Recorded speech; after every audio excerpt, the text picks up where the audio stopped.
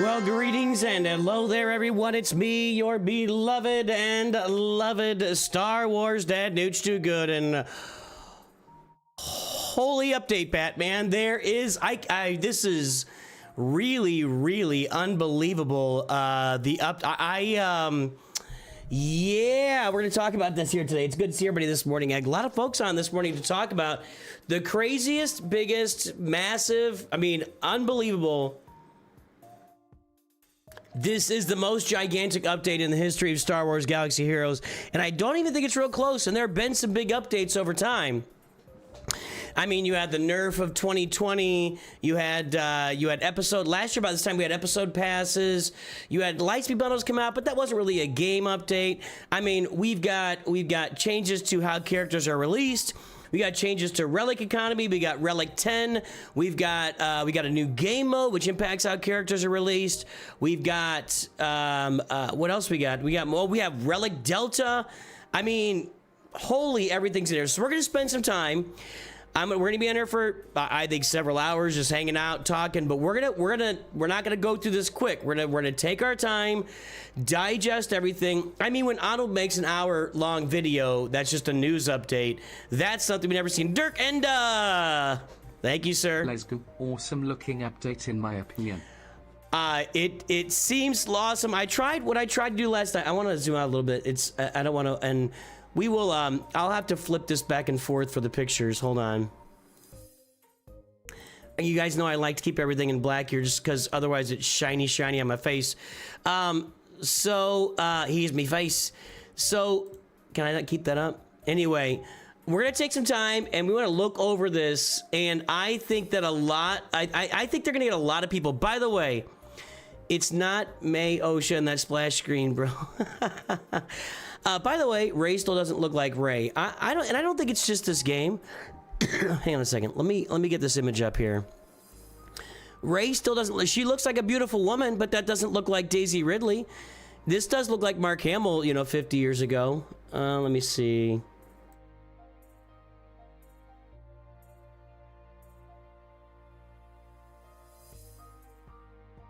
Let's see how far I can zoom on this.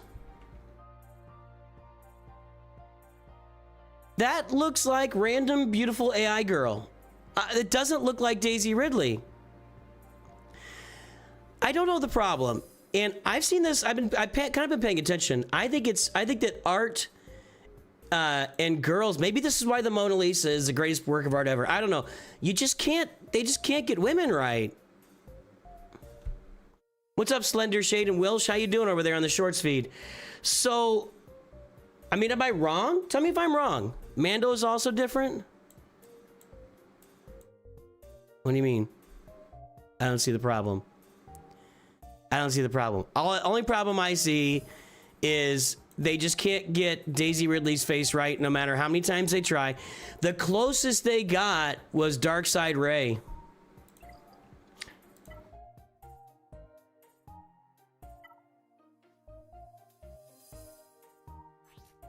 This is as close as they've gotten to Daisy Ridley's face. These other Reys, I mean, just super, she's just got giant cheeks. She's like a chipmunk. That's close. I don't know. I don't know the problem. I'm not an expert here. I'm not an expert here, so don't ask me to be an expert. By the way, I did my Galactic Challenge with 4 times rewards. Maybe. My 4 times rewards Galactic Challenge right here. I did it. I've only got a 4-star Zuckus. Holy cow. It took me... It to it 1, 2, 3, 4, 5, 6, 7, 8 times into my reward path, plus at least 3 of these. That's crazy. I'm a huge fan of that. Let's do that once an episode, huh? Once an era, once a whatever we're doing here. Yeah, I would love to see that. That makes my life easy at the top, and that also rewards people, I guess, who have the stuff. But yeah, that was gigantor, man. Ooh, I got my energy here. We're gonna spend it. We're gonna do this update here, guys. I just got energy, so I'm gonna spend it. So anyway, guys, this update is insane. This update is insane. There's a chart on the Ray plays. Do not spam chat with the same comment. I do read comments. If you want to check your mod score, there's a link in the pinned message to my FAQ. I promise you in the FAQ, you may or may not see a chart with average mod scores. Believe it or not, when you actually write something down and publish it, it's better than like my brain.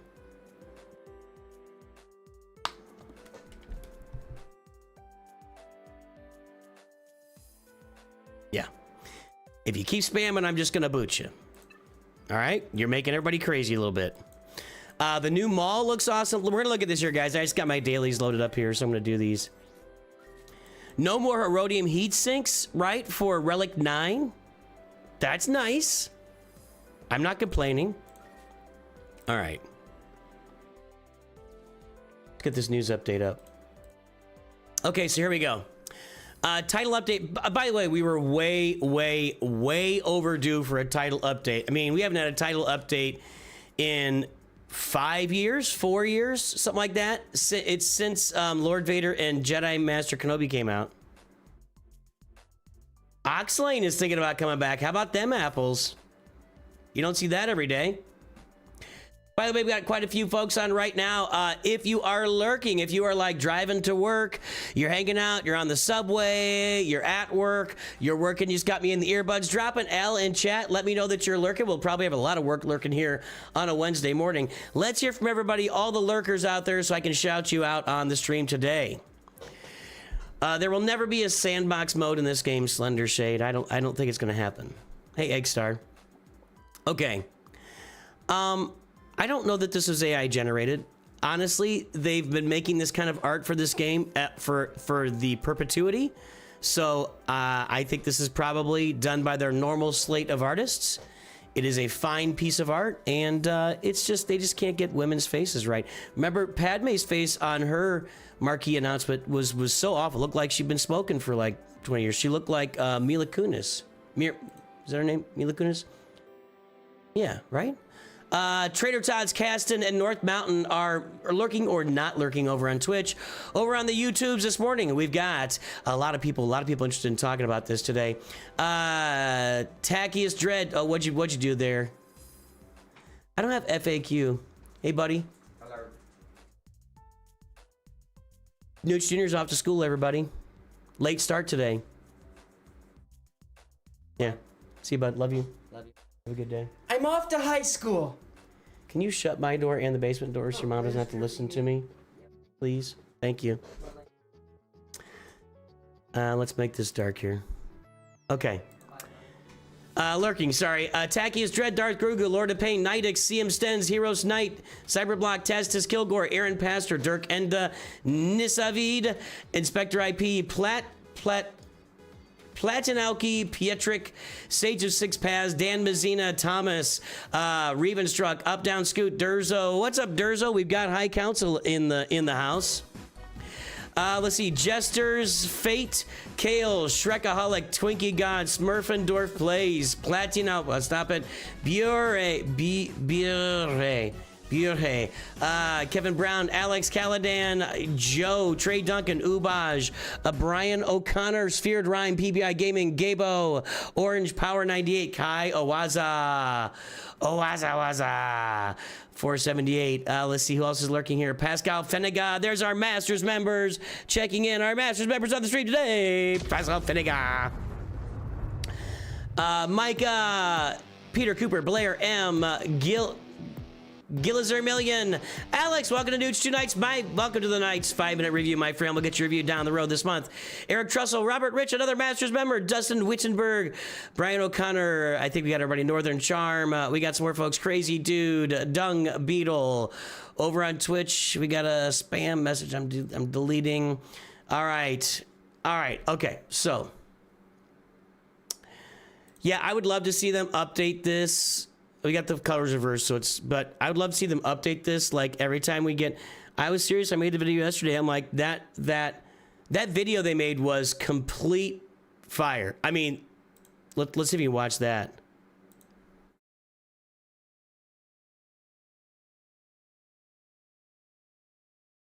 The 10-year anniversary video was awesome. Yeah, I'm getting that link right now.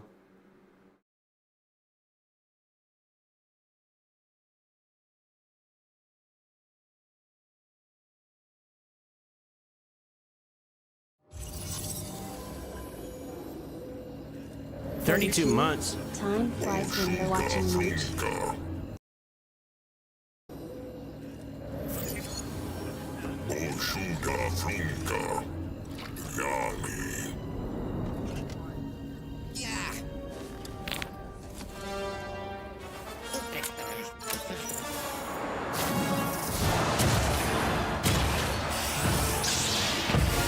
That's awesome.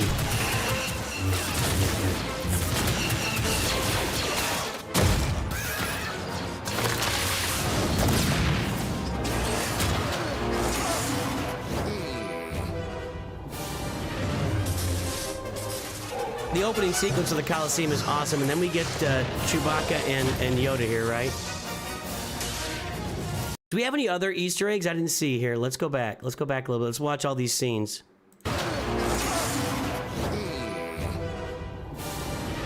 Okay, nothing crazy here. That's like, oh, well, it's Jedi Knight Luke there. Okay. It would seem I need to bow in your presence, Ethan. 32 Here's months for more fun Ethan, on the and road to Oxlane here's 50. for 29 months. Thanks for keeping your membership, even though you're not playing the game, Oxlane. I don't know what to say about that. I appreciate you. Okay, that's Commander Ahsoka. Any surprises there? Nope, that's the whole team. Well, Mob Enforcer and Gammo there. Well, I turned the sound down here. Has the sound been down this whole time, or did I turn it down for that? I think I did. Okay, Millennium Falcon. Naboo Starfighters, but that was part of the Naboo raid, so I don't know. I'd love to see Naboo Starfighters. Those are all just Tuskens down there with Beskar Mando. Yeah. Whoa, whoa, whoa, what was that team? Anything interesting there? Nope, that's just people on that. Those are just Jedi Vanguard. There's Rey, there's okay, that's it right there. So Chewie and Yoda, you got to think this is going to be like a Panic Monk has been a member for 13 months. A lot of stuffs are coming. I am curious. Was it too loud? I tried to lower the sound. Sorry about that. I turned the sound up again because the messages are, it's reading messages. Sorry. This has got to be a Wookiee lifter, right? Like a Wookiee leader, because the Wookiees, like when Tarful came out, everybody thought they were awesome, and then it's like, now they're not awesome, and nobody uses. So it's got to be something for Wookiees. Beskar Mando, Bat Boy. Hold on. I didn't see that yesterday. Well, there's all of. Can't believe it's been 30 months. That's love you guys. Wild how fast it went. I love you guys. Everybody's throwing them out there this morning. Good. Thank you, everybody. So those are all of Chewbacca or Choda. Is that what we're gonna call him? Choda. Pretty cool scene there. This is pretty cool. That's cool. I don't care who you are. That's cool right there. Oh.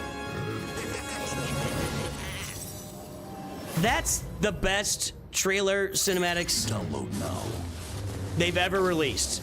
And I don't think it's close, honestly. I don't think it's close. Let's make sure there's no like Easter eggs up here or something.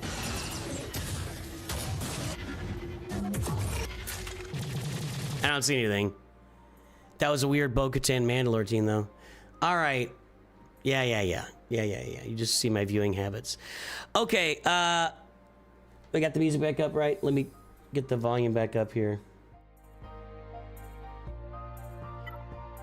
All right, I gotta spend this energy here. It's burning a hole in my pocket. You don't think Choda's the right way to go? Chewbacca? You don't think Choda is the right way to go? I don't know. I'm just saying.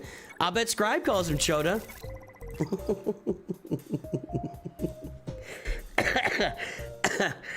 I don't know what else you would call him. If you click on the monitor in the cantina, it zooms in on the Sith band. Where's the monitor in the cantina?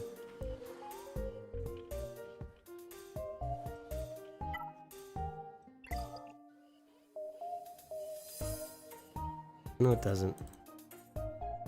All right, next. Let me spend this energy here. Oh, I know where I've been spending this energy. I've been stocking up. Is all my hoarding going to be worth it at the end of the day? It doesn't look like there's any major updates that are going to, you know, change the entire way we do the game. But a little hoarding never hurt nobody. I'll have something to say about that later this week.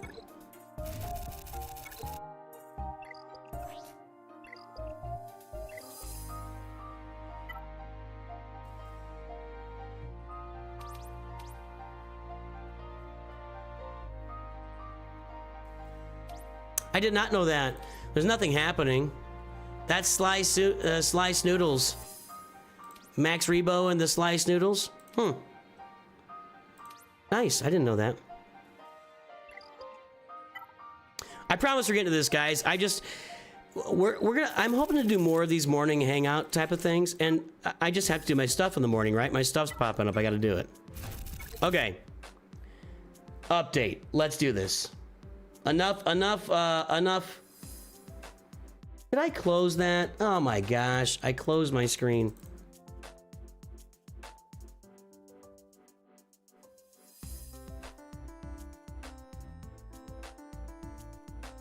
All right, here we go.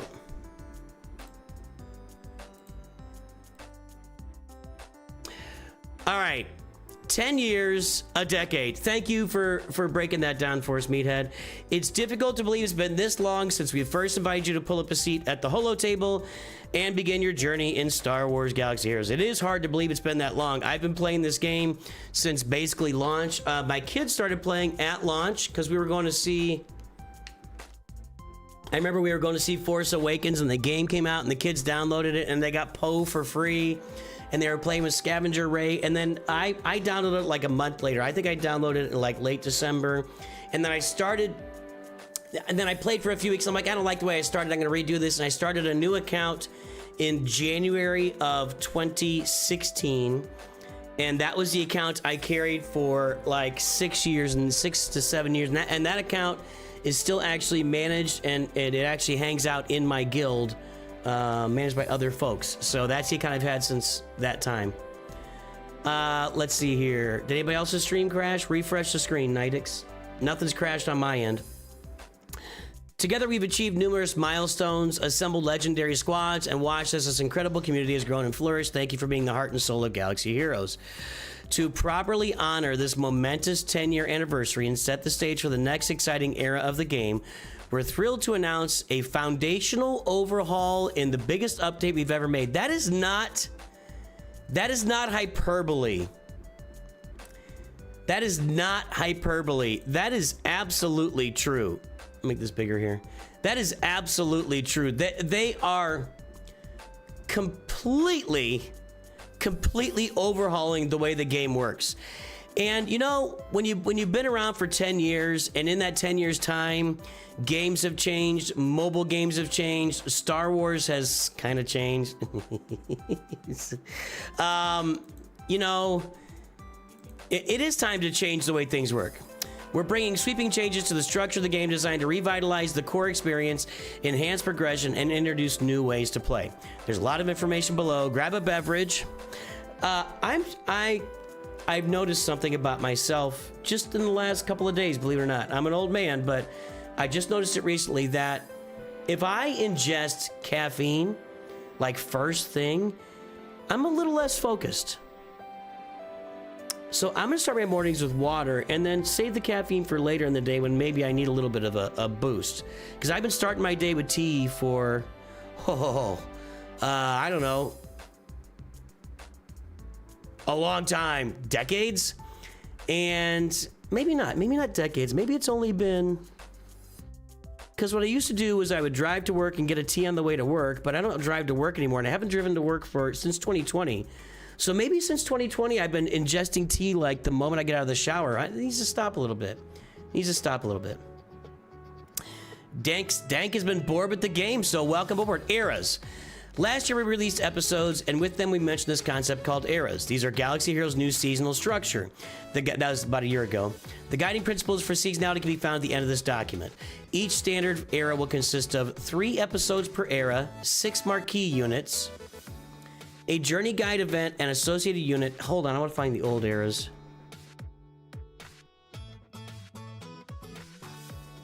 This is the old one.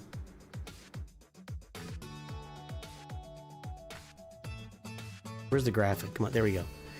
Okay, there was an era, and there were 6 marquees, so it's the same thing. The graphic is better. Look at this. You know, come on, meathead. I mean, you know. Anyway, all right. 3 episodes per era, 6 marquee units, same thing. A journey guide event and associated unit, which they abandoned that with the Bad Batch earlier this year. I'll be curious to see if they can keep that going. Weekly episode quests. That's new, right? Right? Era challenges to test your marquee squads. That's going to be new. And multiple pieces of content for all players to enjoy.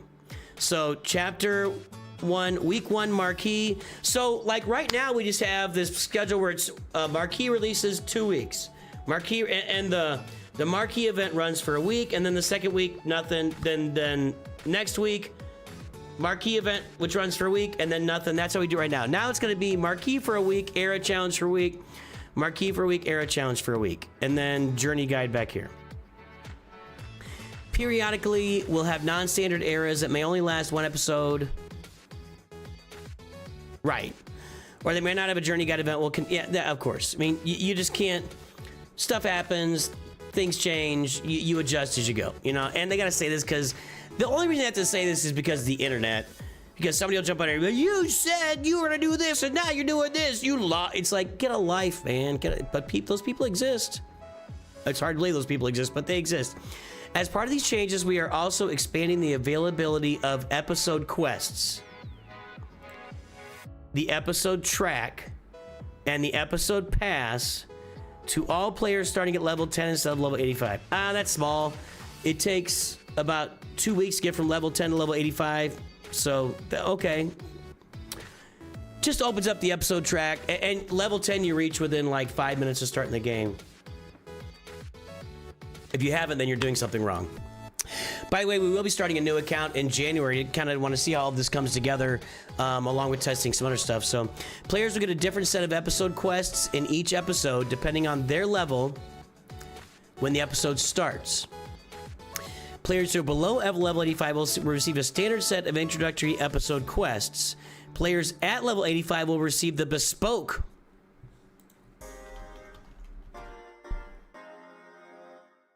bespoke, made for a particular customer or user. Thank you. Players at level 85 will receive the bespoke set of episode quests for that. Well, so will these guys. Everybody's getting bespoke quests made for a particular customer or user. They're getting bespoke quests. Just saying.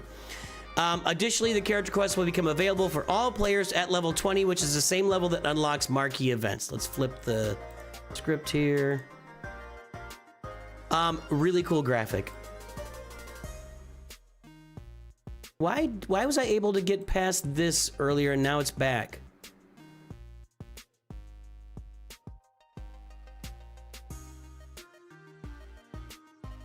This was gone a minute ago and now it's here again.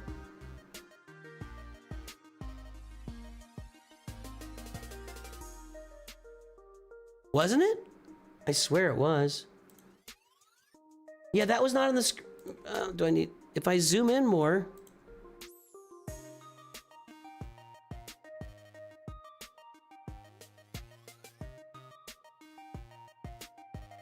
Anybody know how to get rid of this? It was gone a minute ago. For real. I don't know. Okay, so a new era has begun. Era of anniversary. So the anniversary is Stormtrooper Luke, IG-90. I don't know who IG-90 is. Yoda and Chewie, Asajj Ventress. People wanted this. Actually, that's not Pirate Asajj, is it? That people wanted, or Scoundrel Asajj. Inquisitor Barriss and Darth Vader Duel's End. It looks better when you pull it up this way. So that looks fun. And then that's all leading to Spider Maul. So, a big fan of this first era. I'm a big fan of this. I like this. Now, the cool thing is, I think all these are going to be lifters. I think these will all be lifters that plug into... I mean, this is not a team. You're not going to have a Spider Mall put together with these characters. I don't think. I could be wrong, but I don't think. Who's IG90? Let's look it up.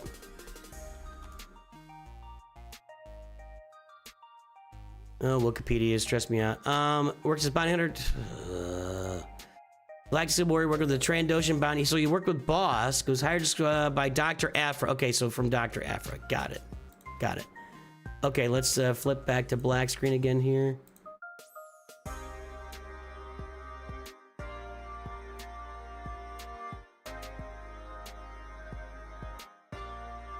Well, that's something else that's a benefit of toggling to the opposite.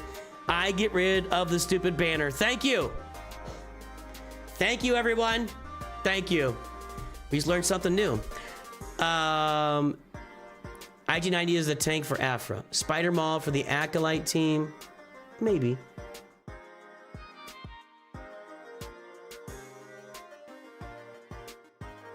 Oh, they mentioned that later in the post. Okay. I did read through the post. I didn't like detailed. I wanted to save all my detailed reading for today. I didn't watch on anybody else's videos. I wanted to make sure I was coming in fresh. Era isolates. Eras will be isolated from the rest of the game, which we're referring to as legacy content. During the era in which each Marquee and Journey Guide unit is released, both the Journey Guide and Marquee units will be considered an era unit. When an era ends, all of the current era units will become legacy units. When the next era begins, the newest Marquee and Journey Guide units released during this new era will be considered era units for its duration. Okay. All right. So we're basically taking new character releases for the 3 months, and they're going to sit in their own area of the game, or I think it's game mode, right? And they're going to be in the Coliseum, basically, right? But they're going to be isolated where you can't...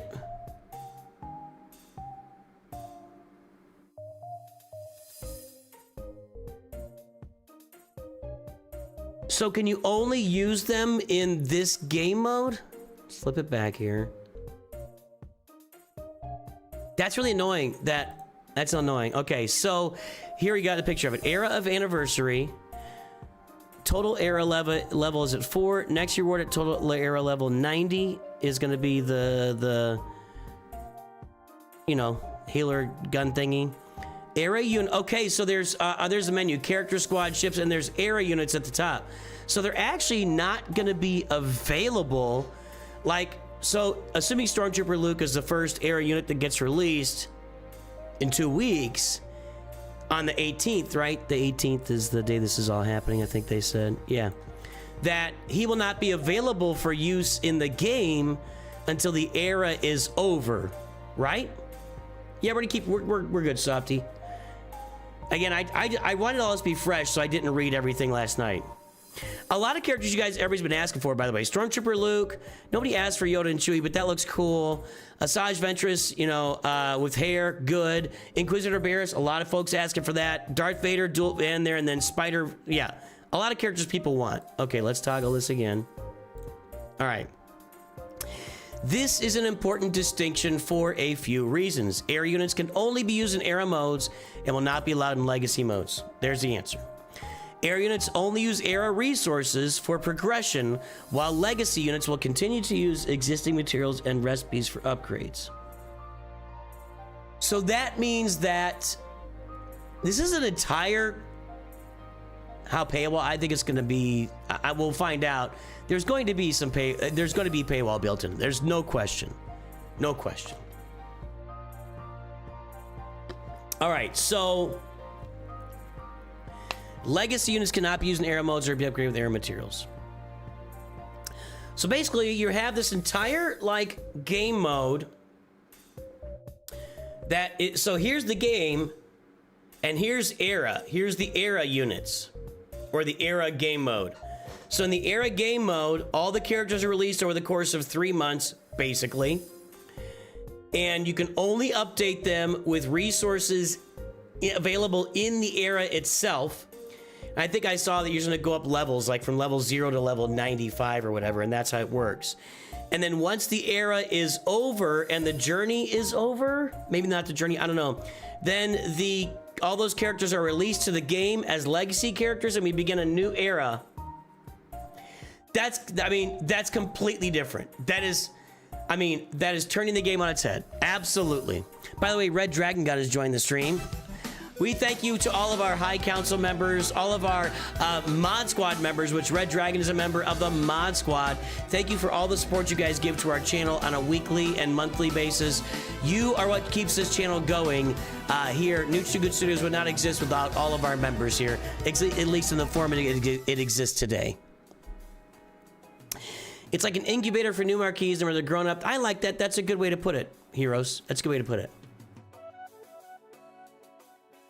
Do you think that, Oxlane, are you saying that based on what they said that you're going to get them all at G12?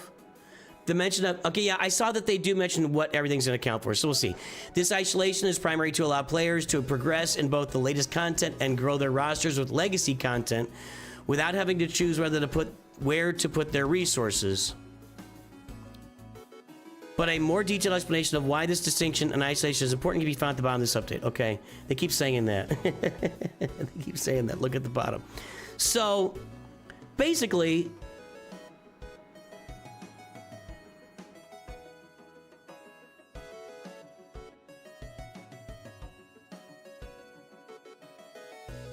everybody gets to play with the new content.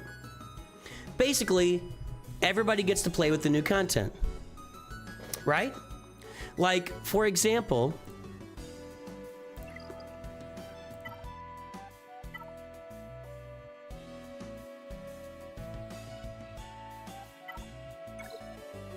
I am not going to be playing with Forlam and Zuckus for quite some time. I will not be using them in any game modes, unless like they're required for Galactic Challenge. I just will not be using Forlam and Zuckus. They're at 4 stars. They're only at 4 stars because I have them in the episode pass. Otherwise, they'd be at 3. But now what'll happen is, when Forlam and Zuckus release, you can play with them in the era itself, in the era game mode. And then when they release out of the era, whatever level you've got them at, boom, you have them at that in the game.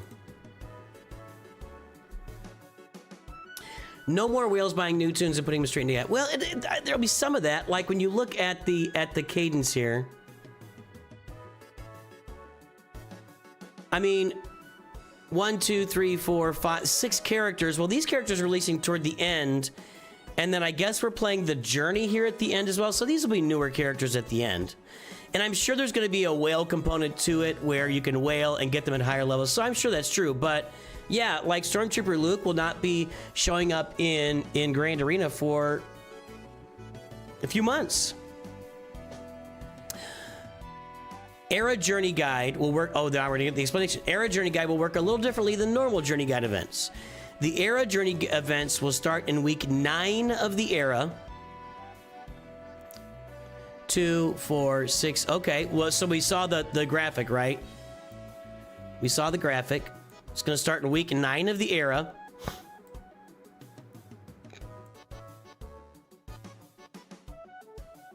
Which is when the 5th Era Marquee is released. Era Journey Guide units will be available at 4 stars to allow players to use them early during the era.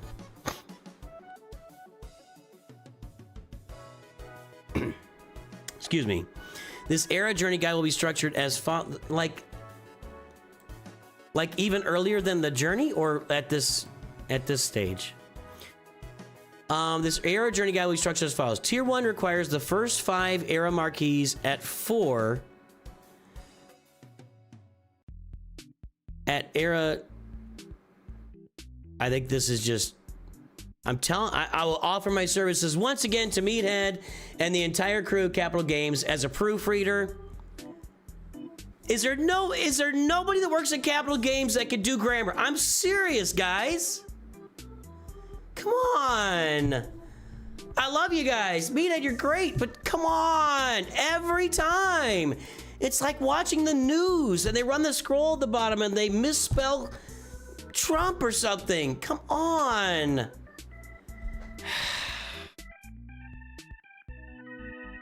All right. Tier 1 requires the first 5 Era Marquees at Era level 45 and will unlock the Journey Guide unit at 4 stars, I assume. Okay, so it's supposed to be 4 stars. Well, it's not my fault. Actually, it's a better sentence if you just say Tier 1 requires first Era 5 Marquees at Era level 45 and will unlock the Journey Guide unit at 4 stars, which still isn't there. It's still wrong. It's still wrong. Okay. The 5 Era Journey Guide unit, the 5-star, this is... You call me a grammar Nazi. I hate this stuff. I hate it. It bothers me. You have no idea. You have no idea. I don't understand why there's not someone that works at Capital Games. Can we not hire a can you not get a, can you not, my sister-in-law has done proofreading for professional writers. Can I hook you up? Couple $100 for a big announcement like this? She'll go through, proofread the whole thing. It'll be clean. Although she won't really know what we're talking about, so that might be hard. But anyway, I'll do it for a couple $100. I might do it for cheaper. I don't know. It is a big deal, Robert Rich. These sentences make no sense. These sentences make no sense. I had no idea what this meant. All right. The 5-star Era Journey Guide unit will require 5 marquee units at 5 stars. The 6 and see, now you have to get down to here to try to figure out what this meant. The 6-star and 7-star versions of the Journey Guide will become available when the 6th marquee releases and will require all 6 marquees at 6 stars and 7 stars respectively. Okay. A significant amount of time after the era, the Journey Guide will become a legacy event, but it will have different requirements as the marquees will no longer be era unit. A significant amount of time after the era. So get it now, FOMO boys and girls. If you want Spider Leg Mall, you better do it during the era or have a nice day. Era levels. To support our design pillars, we're introducing a new progression system for Era units. This system uses new resources instead of legacy gear or relic materials, allowing all players to simultaneously continue their existing farms and chases while building up and playing with the new units.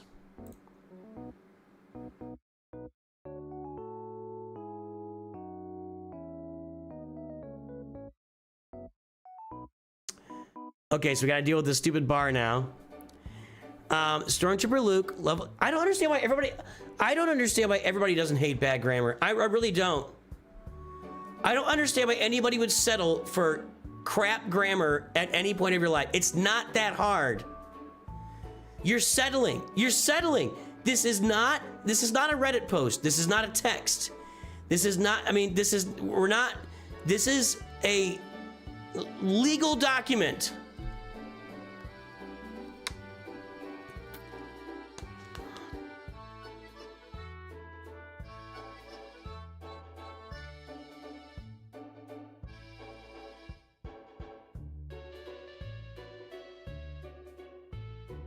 I don't know why anybody would settle for bad grammar from a professional organization.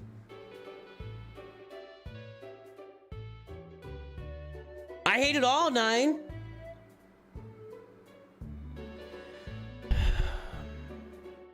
Just because you can comprehend it doesn't mean it's okay. All right, Stormtrooper Luke, light side. Ooh, we got the trench run there. Nice. 1842. That's gonna be our currency, I guess. Level 4, 3 stars. Level 4. Level 5, he gets his ability upgrades. Level up is 1,500 points, and there we got the points up here. Okay, so we're gonna be earning points through the era, like this, and we use those points to level up to the next level, level 5, where we get ability upgrade, stat upgrade, etc. Okay.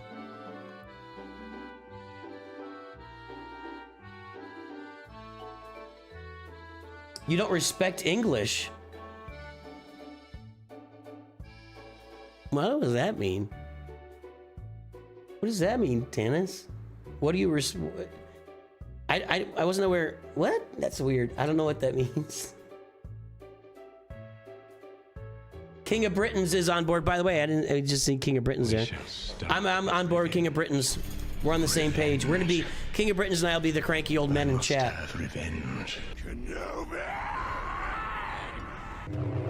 You're invincible to me? Why? What'd you do, Oyster?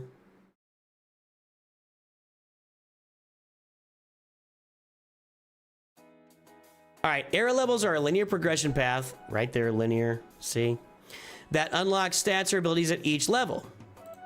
Unit stars is another way to power up your era units and are required to upgrade eras beyond certain levels. Right. 4 stars required for level 66, 5 stars for 76, 6 stars for 86, 7 stars for level 91. This is going to be the paywall. I predict. There could be some paywall required for the currency, maybe. I predict that this is the paywall.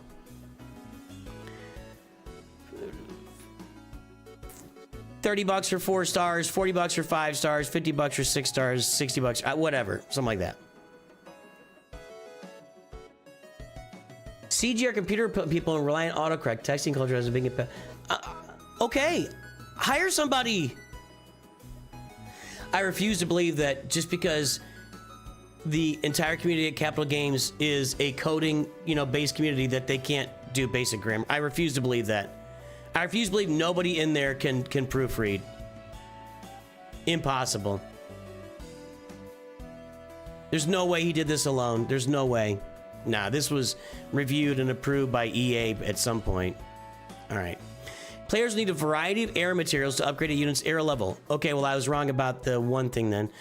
These can be earned from participating in the era through Coliseum, Era Marquee events, Era Journey events, and episode track milestones or purchase from the store.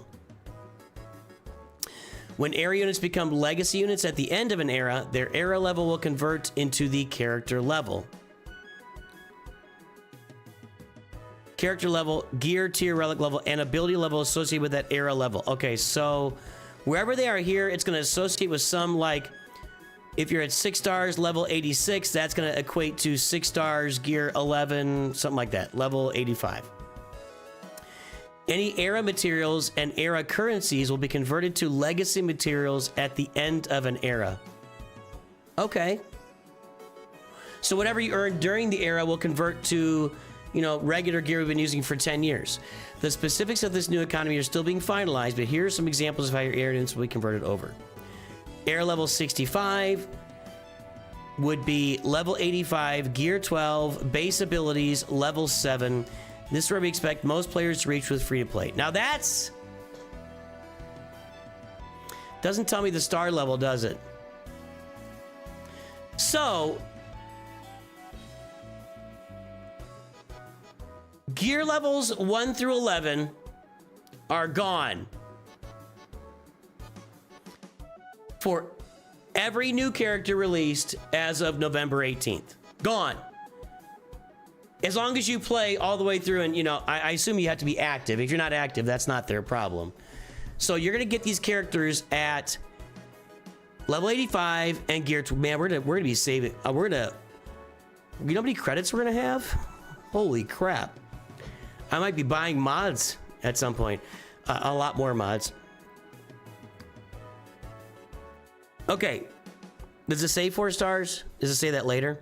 Era level 80 will be level 85, Relic 2, ability level 7, and era level 95, max era. The max you can get would be max level 85, Relic 6, max level, ability level 8. So Zeta ability's done.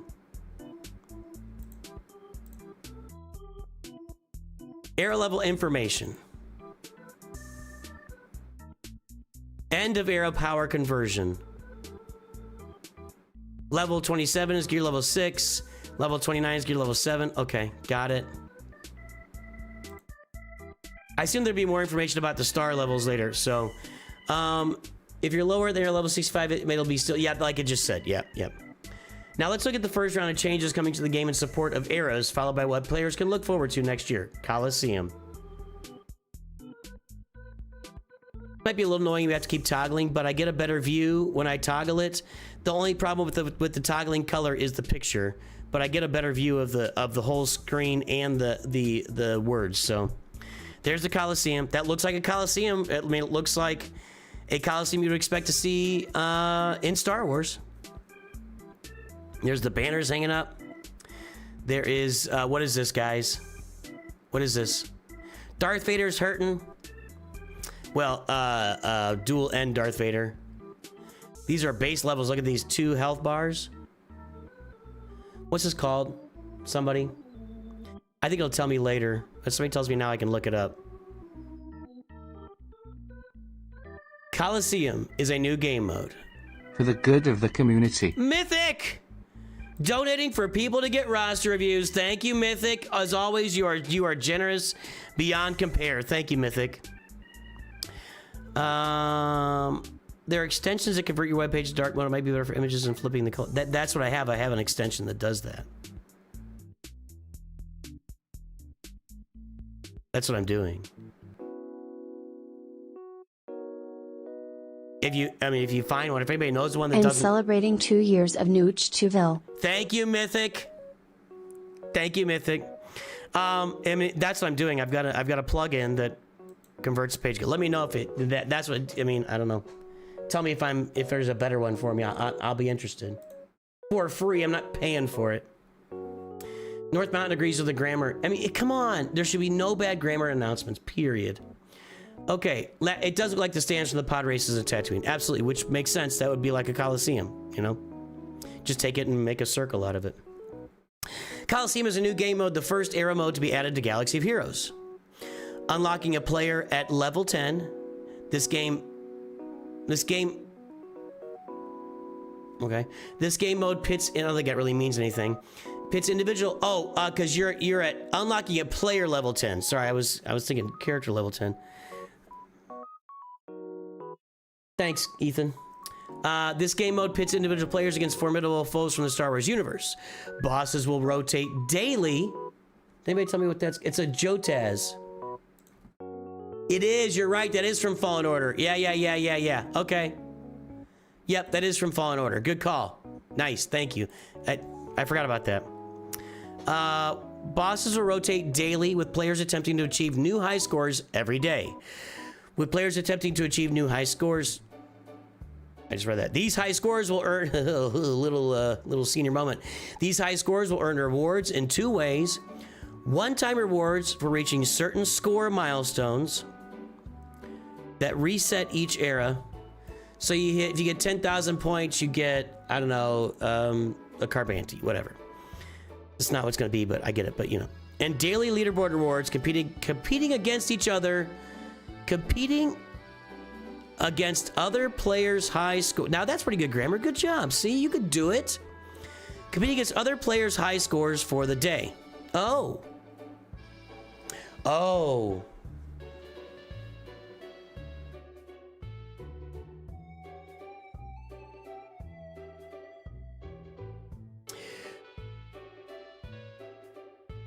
We have never had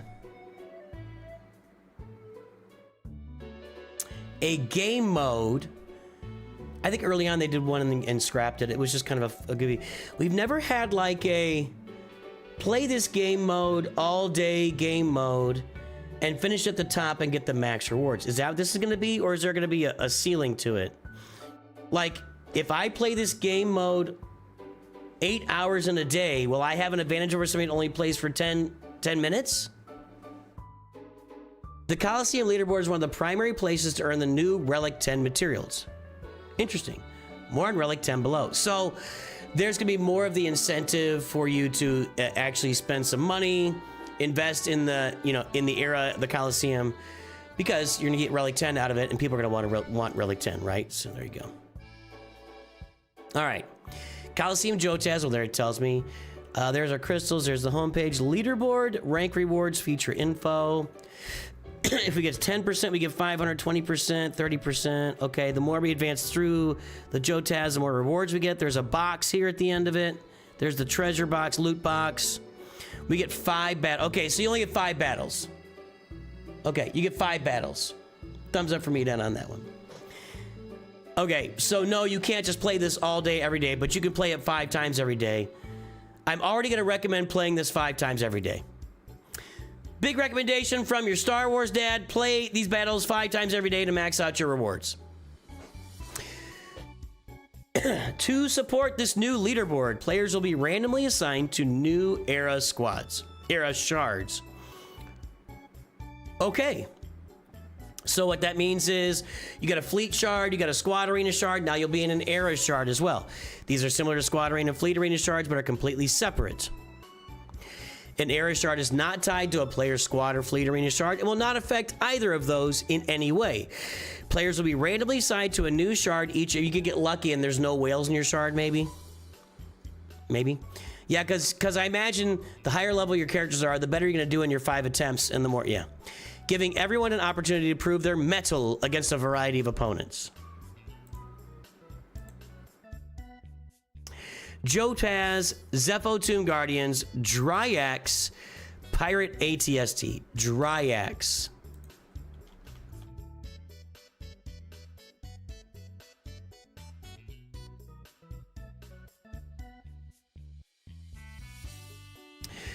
Dryaxes were a huge humanoid-shaped predator found in the jungles of the planet Wayland. They had glowing red eyes. Omega and Crosshair. Okay, so this is from Bad Batch. Okay, got it. Bosses, let's look at the screen here. Bosses overview, Jotaz, Zepho, Tomb Guardians, Dryax, Pirate ATSD feature. So over here you can click on these guys and see what they're doing, see what's going on with them. Like see the modifiers for the battle and stuff. All right. Talk about a lot of new content. Daily? Kind of like an individual raid. I think that's a good comparison there. Donim, sounds like you can only use these area units. I don't know how many times you'll be able to redo it. They should add that to squad and fleet. Well, let's slow down. Let's slow down a little bit. Let's. All right, Era challenges are another place to use Era units in this release.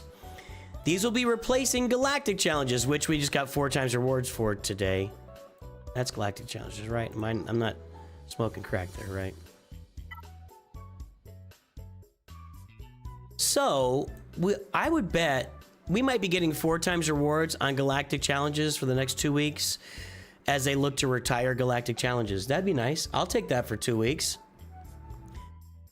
These will be replacing Galactic challenges in an effort to help manage how much time players spend completing their daily tasks. QOL.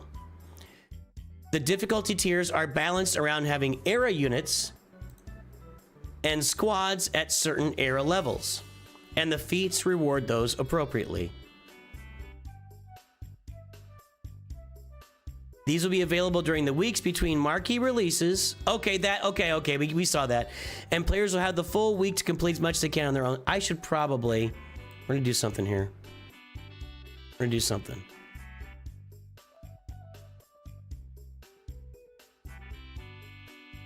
Can I not copy this image? Okay, hold on. Keeps referring back to this. So I'm gonna have it saved somewhere so I can just pull it up. Where's my GIMP? Computer! GIMP on. Did that. Okay. There we go. Jacob Wilson's delivering mail. Jacob Wilson's the mailman. Don't go out there siring any children today, Jacob. You look like Jacob Wilson. Okay, this isn't ideal. Let's do it this way. And then we will...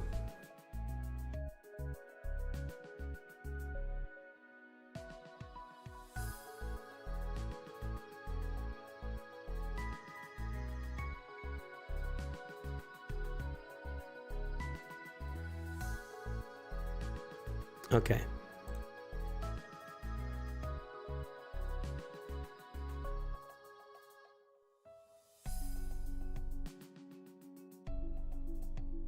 All right, so now when it pulls it up, we will just refer back to this. Gotcha. Because they keep talking about this. So there is the first week is the marquee launch of the character, and the second week is the challenge. Marquee challenge. And that's going to replace galactic challenges. All right. Jarvis. All right.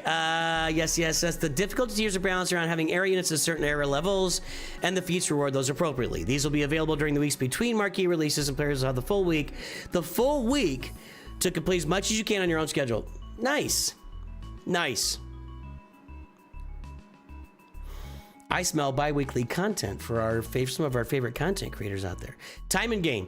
Time needed to complete all the events and modes daily is an important topic to discuss as part of all these changes. With the addition of Coliseum and managing an era roster on top of your existing roster. That's fair. Like you're gonna have a whole different roster managing, not, 6 or 7 characters, but still. It is critical that we ensure the time spent in game daily doesn't increase significantly. We designed the systems and the scale of eras to something far more manageable. For this release, Coliseum is a huge focus, but we were careful to ensure that only a few battles a day are needed to complete most of the era 5 battles. A few being 3 or more, it looks like 5. Well, maybe you only need 3 to actually get done with what you got to do, and then the 2 extra are 2 extra. I don't know. Complete most of the era content and advance up the leaderboard. Your score for each Coliseum boss is a high watermark that persists over the era, which means once you achieve your best score, you don't need to keep battling over and over again that day.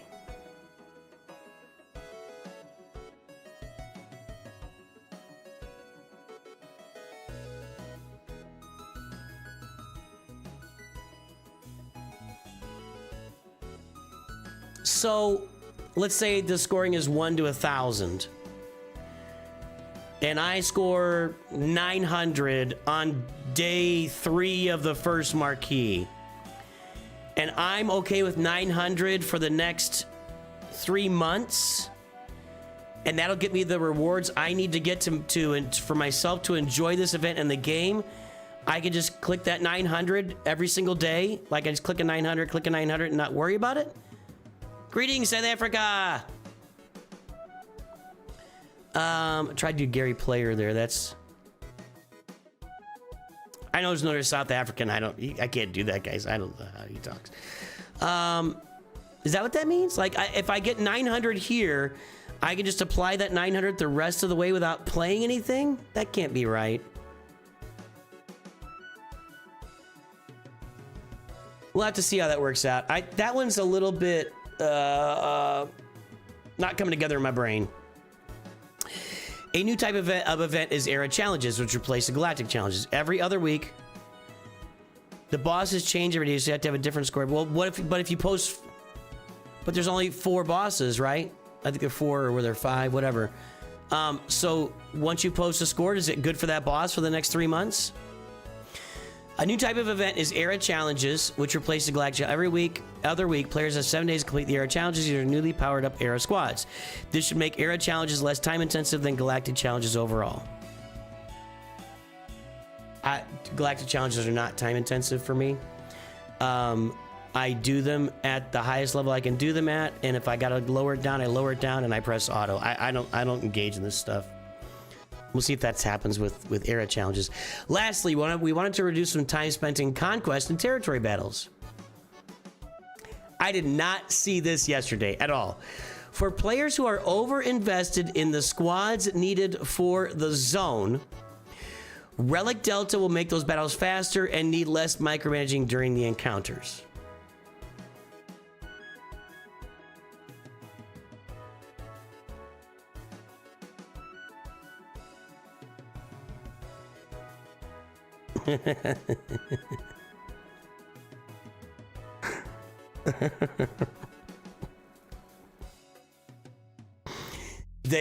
They're not employing proofreaders at Capital Games. They do employ salesmen. they do employ salesmen. This 1972 Plymouth Duster is everything you ever needed in a car, sir. Look at this. Look at this. I know it's got 346,000 miles on it.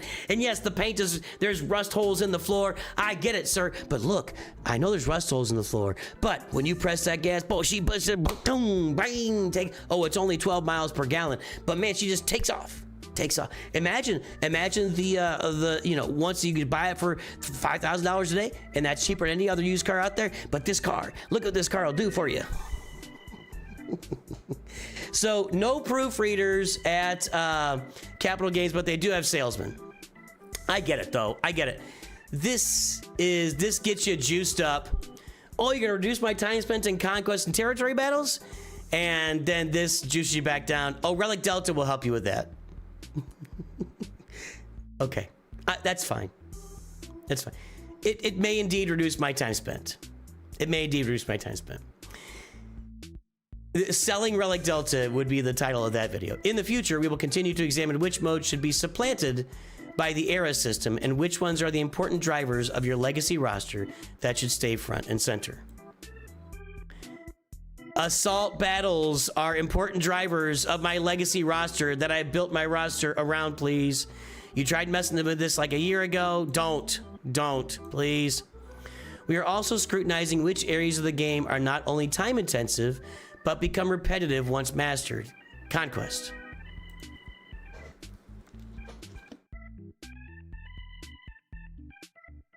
I think that was mentioned, here. Conquest and territory battles. That's those are games modes that are time intensive and become repetitive once met. That is the game modes. That's it. This is a space we are continuing to examine and determine if they should be addressed with quality of life changes or removed entirely. Oh crap. Goodbye, Conquest. It's been nice. Wow. More on this in the future as we watch this release closely for how it impacts time spent in the game. Cantina. Oh, this looks cool. Well, the Cantina just changed. Event active. Is that it? We're just going to see one event active? Mona Lisa, of course. Let's pull this up. This is a clearer graphic. Yes. Much clearer. Smaller, but clearer. You need to spend this energy. This energy is just being wasted unless you're hoarding for double drops or something. So we got Stormtrooper Luke with rewards available. The Coliseum with the, I can't remember what it's called. The episode track is still down here. Oh, your light and dark side campaigns move in here into the Cantina node. Okay.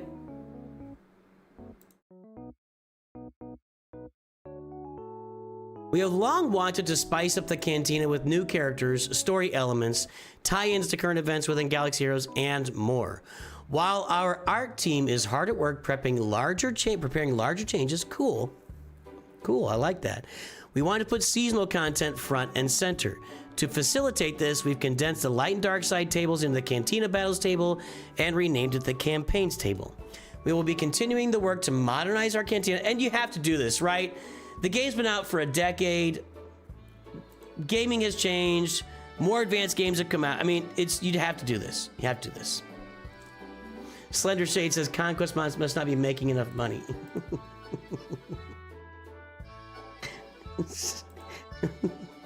That's a fair observation. Thank you, North Mountain. We will continue to work to modernize the Cantina and update scheduled for next year. So they've already got something in mind.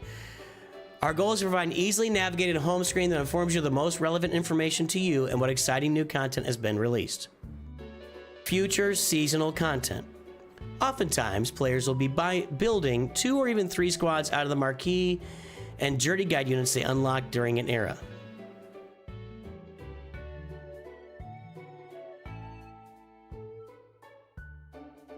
I need to stand up a little bit here.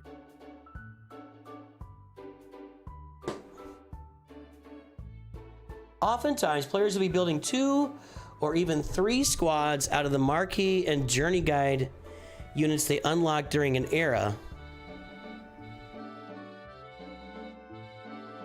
Okay.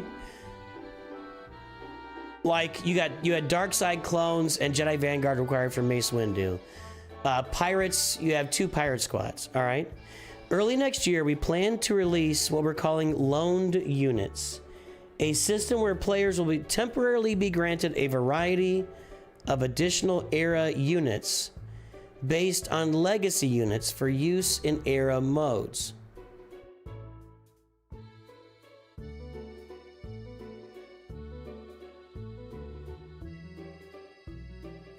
Loan units will not require direct investment to increase their power. They will go away at the end of the era. Until then, we're utilizing summon units within Coliseum to provide a better and more well-rounded combat experience. Okay, so we're talking about, like, they're going to let you borrow Palpatine, or they're going to let you borrow Piet or CLS or something. They'll let you use these units inside the Coliseum, and they're putting that together right now. It's not ready, but until that's ready, they're going to have summoned units in the Coliseum. You might be able to summon the battle droid, the super battle droid, rocket battle droid, or whatever. Okay, we'll see it. We recognize that there are players who want to duke it out in direct PvP rather than fighting big bosses. Yes. When you say there are players, I would say, generally speaking, I think that this would be applied to most people. I think people want to do both. I think people want to play against other players and play against bosses. I think people want both. With that in mind, we want to bring a PvP mode to eras in the future. Holy crap. For this to be the compelling PvP experience you want it to be, it needs to be supported by loaned units and a system for stat differentiation. New PvP mode coming. However, for era PvP, mods can be complicated, and they introduce a wide variance in player experience and competitive viability based on random rolls, or really based on how long you've been playing the game, mainly, or how much you've spent on mods. But even spending on mods takes a while to get up to the top for mods. Stretching out here, man. Sorry, hang on. Morning stretches. Oh, sucking it. All right. Okay. While the system provides interesting texture to legacy content and long-term progression, it is not conducive to seasonal content where all players start from the same place each era. I get that. Okay. With all that said, any era PvP will be introduced alongside a new system for stat differentiation among era units that will allow era PvP to be an intriguing competitive landscape for players to deeply engage with.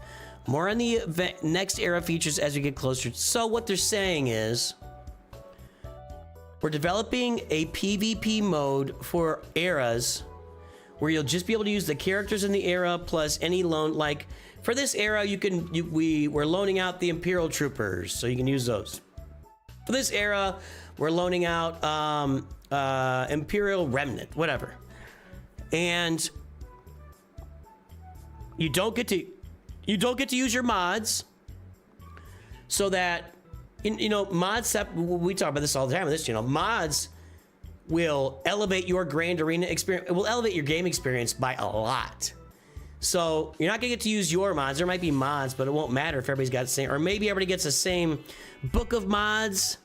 Everybody's got the same 40 mods. You pick from those where you apply them. Something, I don't know. We'll see. So basically, it sounds like they want to put people on. The idea is to put everybody on a level playing field. It's raid, baby. Raid! T3 Barb, what's up? How you doing? Raid, baby. Raid! It's raid.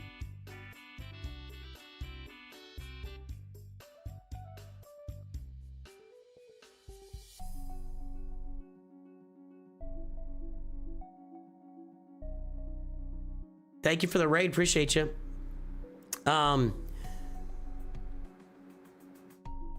Okay, so it sounds like what they want to do is they want to have like these PvP mode Mystic Mac is here, another Masters member. We have lots of Masters members that have joined in the meantime, so thank you all Masters members. Why would it be scary? I think this looks like they're gonna have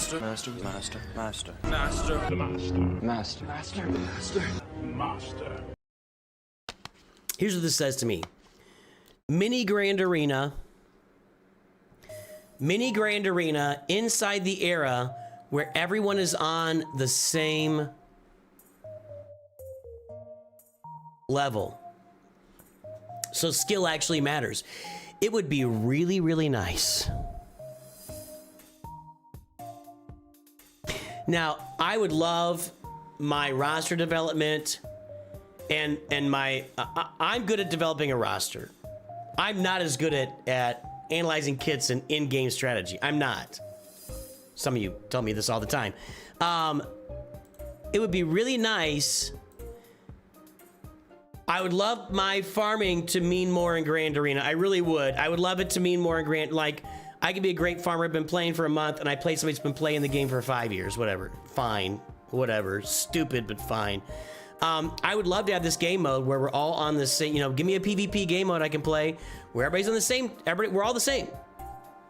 We go in and play against somebody, and our characters are the same. We have the same set of mods. We choose where to place them, and that'd be interesting. I think that sounds awesome too.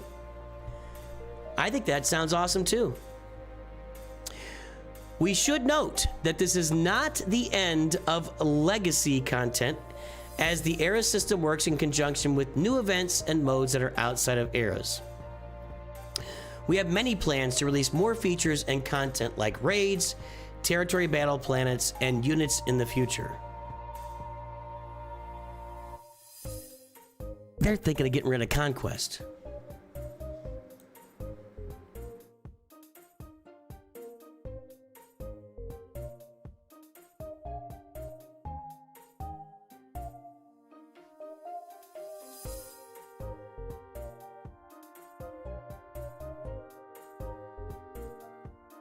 They're seriously considered just removing Conquest altogether.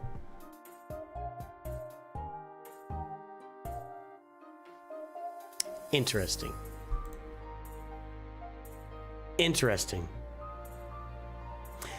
Legacy changes. Alongside the new Era content, we have a number of changes coming to the rest of the game. The Legacy is your entire roster that's outside of the Era.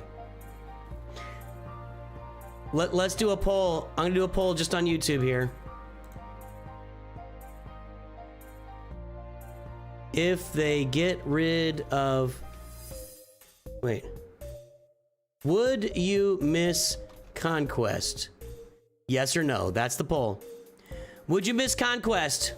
That's the poll.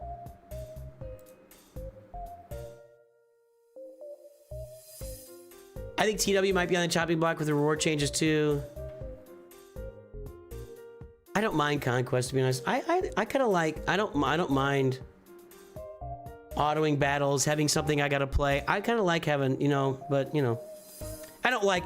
I'm not gonna go to the mattresses over it. I'm not gonna, like, you know, throw down to keep Conquest, but, you know. Conquest gives you something to do and there's no gag. Well, they can find... But that's... That hole can be filled by anything. Lots of things fill holes. Doesn't have to be Conquest. 63% would not miss Conquest. 64% of folks so far. All right, alongside the new Era content, we have a number of changes coming to the rest of the game. Let's take a high-level look at what those are. Marquee cadence. A long time ago, in a galaxy far away, we established a cadence for marquee units. Since then, we've added to the cadence. Shards become accelerated approximately 1 year later. And introduced new, well, yeah, that was a few years ago. And introduced new versions of marquee events. With the introduction of eras, we are evolving marquees to the next stage. What they're talking about is... This is new from a year ago. This didn't exist until a year ago. That's what they're talking about.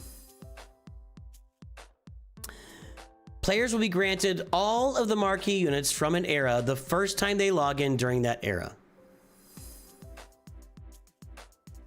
These units will not be accessible for upgrades or battle use until their individual marquee event starts, but they will exist in your roster. Granted a what, 3 stars level 1 or something? Okay. This way, all players will have access to the same marquee units at the same time, even if a particular marquee event is missed during an era.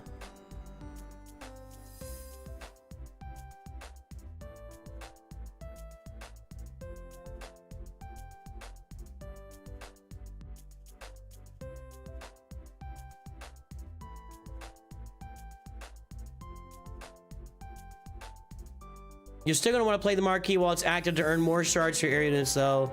It also helps players jump straight into era content. Here's how I read this. Tell me if I'm reading this wrong.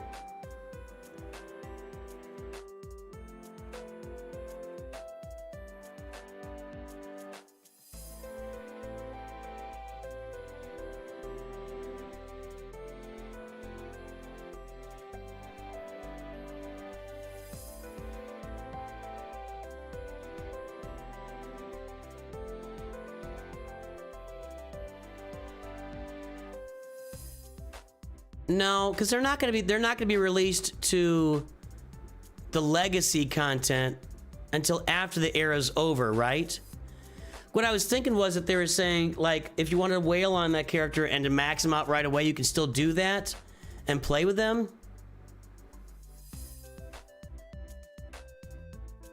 It's coming down a little bit. 59% say they would not miss Conquest, 58%, so it's evening out a little bit.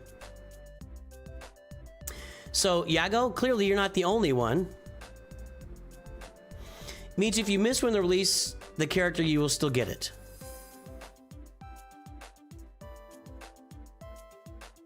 So if you log in at any time during an era, you'll get all of the marquee units on your roster. You'll not be able to use them for upgrades or battle until their marquee event starts. But when so let's say this, you get all the units and Chota is the second marquee.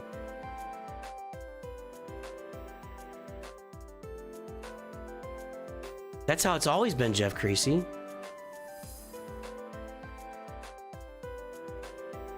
Jeff Creasy says, I'm not hitting a panic button or anything, but I'm worried that this will turn into pay money or miss all the new content. With all the talk about all the new events, can only use new era characters. That's how it's always been. That's no different from the beginning of the game. I don't understand. I don't understand the concern. You could always purchase characters immediately and start using them and stuff. And there's anyway. So this is, you can only use these guys in the era event, not in the legacy content. The other notable change to marquee units is when they transition to shipments nodes and accelerate status. Marquee character shards will be available in shipments approximately the second week after their release era ends, and they'll become legacy characters. And they become legacy. Marquee character shards will be farmable on a node approximately 13 weeks after the marquee event. That's not that different from normal. Well, okay, so all 6 of them will drop into a node 13 weeks after this. So, okay, all right. No, after the marquee event. So really, when the era is over, because the era lasts 12 weeks, right? Yeah. The week after it, the first character released on marquee will be farmable. Marquee character shards will become accelerated around 1 year after the start of their release era. Even when this would mean an individual character may become accelerated early. Okay, so you have the whole era, it lasts 3 months. Whatever the last character was in the era is going to be accelerated like in 9 months. This is also when marquee units are eligible for lightspeed tokens as a change. From our earlier plan of having them become eligible 1 year after the end. Okay, so then they'll be eligible for lightspeed tokens too. Got it. Relic economy changes. So lightspeed tokens are going to become a way to invest in characters that are not going to have lightspeed bundles for several years.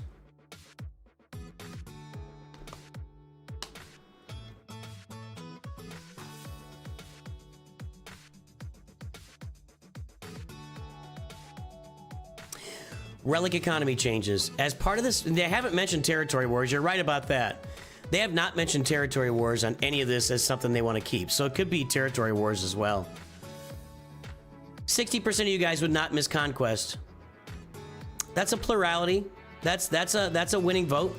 If you win a public election at 60%, you're considered to have, that's like a landslide. As part of the major eras update, there'll be a number of changes to the relic economy. This is what we were waiting for. This is why we've been hoarding our stuff.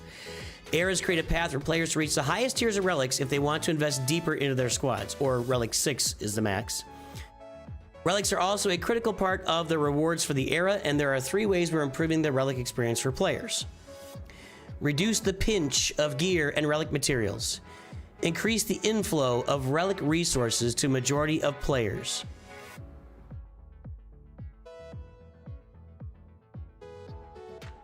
Okay. Improve access to relics. Reduce the pinch.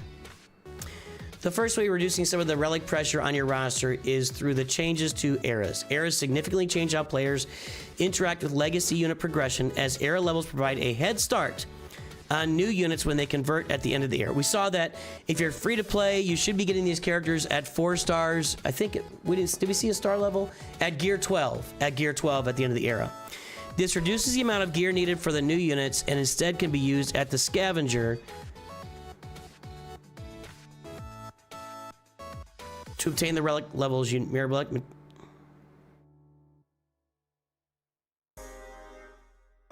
Oh, okay. So instead of took me a second. Instead of Gar Saxon. Gar Saxon needs 4 of these Mark IV keypads, a bunch of these Mark V keypads, which I need for other stuff. Like, okay, here's a great example. This is a great example. You want these Mark V data pads? You want to keep these. You don't want to spend them because they're valuable. Now you will not have to spend those on new characters, making them more available for you here in the scavenger shop. This is a highly valuable piece of gear for Bronzium wirings. And so on Stormtrooper Luke and Choda and Scar Darth Vader and etc., Asajj, Barriss, Inquisitor, you will not have to spend these. So now I have them more available for Bronzium wiring in the future.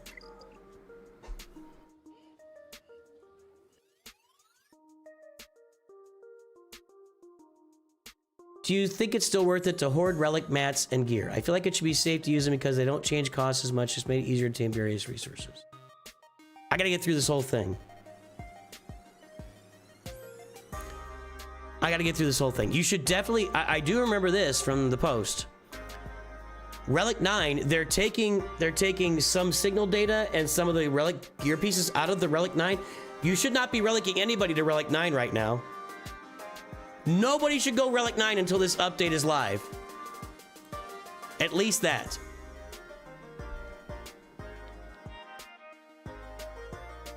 I think it's more the wording that's making it sound concerning. Basically, it reads like we shouldn't expect our legacy characters to be usable in any new stuff going forward, but I'm assuming we'll get new legacy content down the line.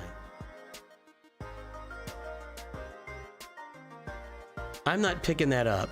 Maybe if you're free to play. I mean, let's be honest. If you're free to play, you always have limitations in the game. If you're not going to spend 20 bucks or whatever on a character, right now you can spend 30 bucks, and by the end of the marquee, you've got them at 7 stars. So there's going to be a spending. There's going to be a spending aspect to this, guys. It's, you know, there just is. And free to play players or really light spenders always miss out on the, you know, you have that recency bias. You miss out on stuff. It's just always been true. That's true of any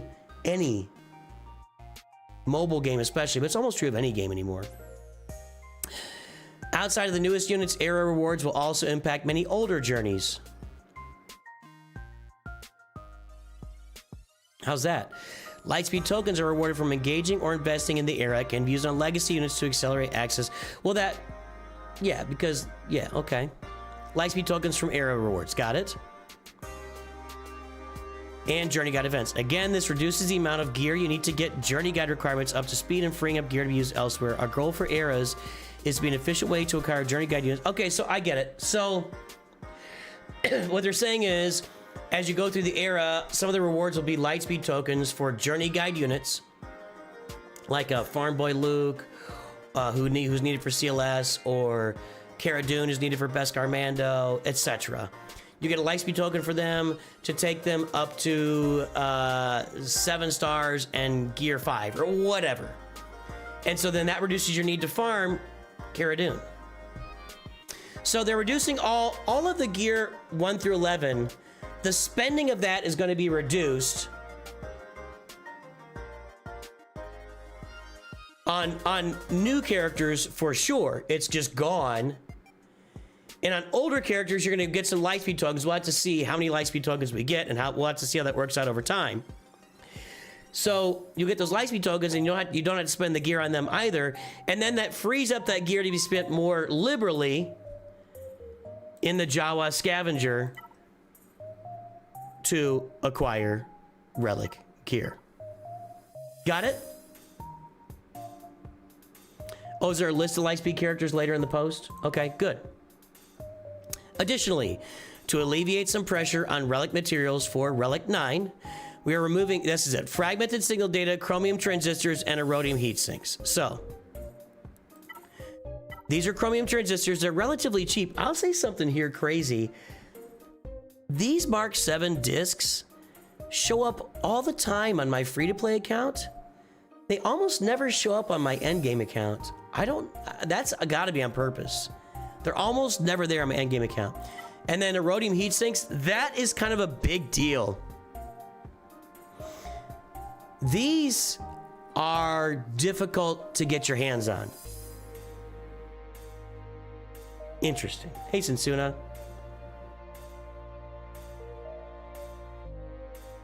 And the fragmented signal data, that's the blue, or the gray, whatever, the first one. That's these right here. So that's not going to be required for Relic 9. So it frees it up a little bit. So we're going to have to start taking characters to Relic 9. So we're freeing up resources to be used at lower levels is what they're doing. All these changes combined allow you to use less gear for upgrading units and save gear for the scavenger to get the relics you want faster. Right. Increase the amount of relic material inflows while reducing the number of places you need gear. It is important to get more relic materials into players' inventories. This primarily comes from the updates to milestones on the free episode track. Talking about this bottom track here, which is the free episode track, which gives nice rewards, but, you know, they're nice. They're nice. There's no Zetas. There's an Omicron or two. It's nice. Right? You don't ever want to be nice. You want to be great. Relic 1 to 5 materials and tier 1 to 3 single data will be replacing existing Galactic Challenge salvage boxes on the free episode track milestones. So like this. Yeah. Well, you'll need some of those still. This. That's not a box. This is a box. Replacing these.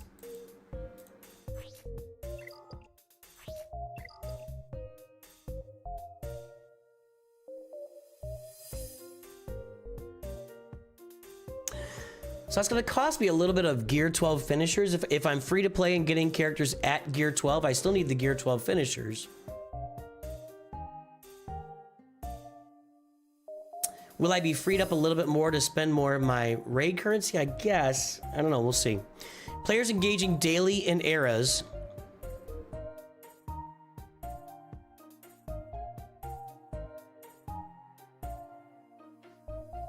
Players engaging daily in eras will still be able to complete the episode track, and we expect most players to be able to earn these resources monthly.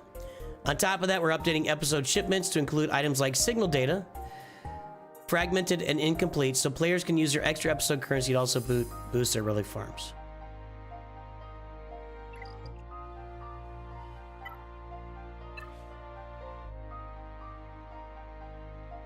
I guess there is no signal data in here. All right. Improve access to relics. That just means when a new era is out, the previous areas will now be using GAC. Dark Stains to be right. Improve access to relics. More resources and less pressure on gear when upgrading characters is great.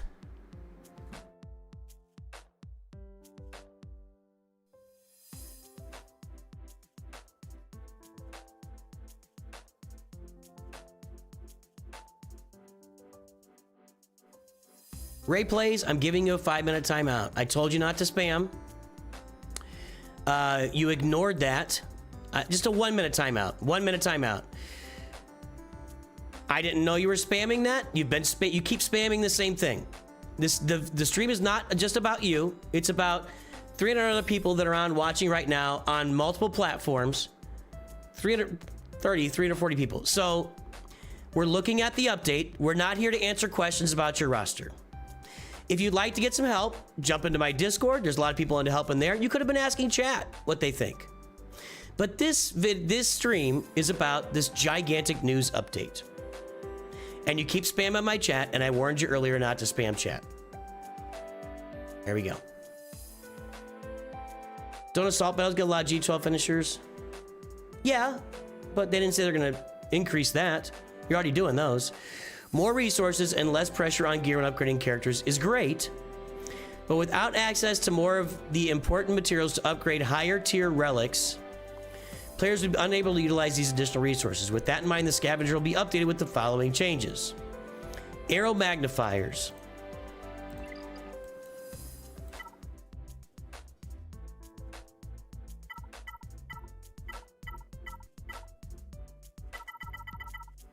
Oh, they're not in there.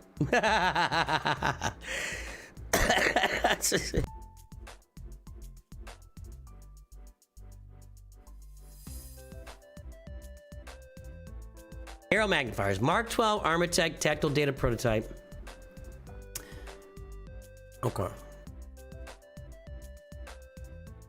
Kyrotex. Ah.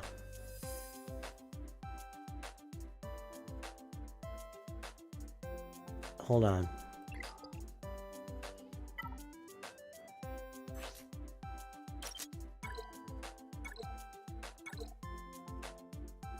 No. What is this?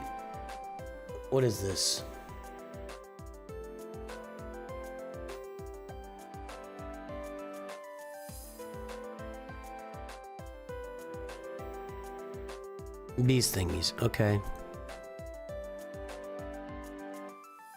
Why'd they choose that one? That's weird. Okay, whatever. A lot of end game players have boatloads of Kyrotex sitting on their roster doing nothing right now. And by the way, now that's another, didn't think about this. If you're free to play even, or if you're getting these characters at relic levels already, you no longer need Kyrotex for these new characters, or you might need 100 Kyrotech if you only get them at Gear 12 as a free-to-play player. So the need for Kyrotex on new characters is going to be greatly diminished / gone. So those Kyrotex will now go toward arrow magnifiers. Interesting. Yeah, you can use that for something, though. I think it's used for one of the pieces right now, right?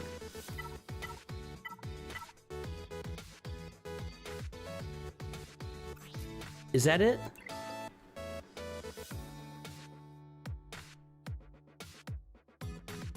No, that's not it, is it?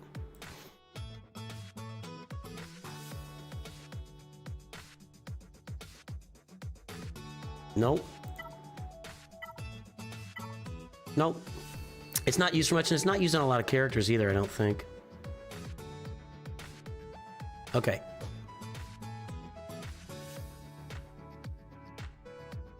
Kyrotex will be like Carbantes now. Are now. Okay. Good call. Droid Brains. Mark 12 Arm Attack. Okay, is that the same thing? Yes. Okay. So, Droid Brains, and it's the same. Yeah, those are both. Okay, both the Relic 8 stuff. Got it. New Relic Signal Data recipe. Oh, so you can actually salvage signal data. Okay. Corrupted signal data, and that, by the way, is... Yeah, he's Relic 9. It's not going to help. Corrupted is the blue one. No, I'm sorry.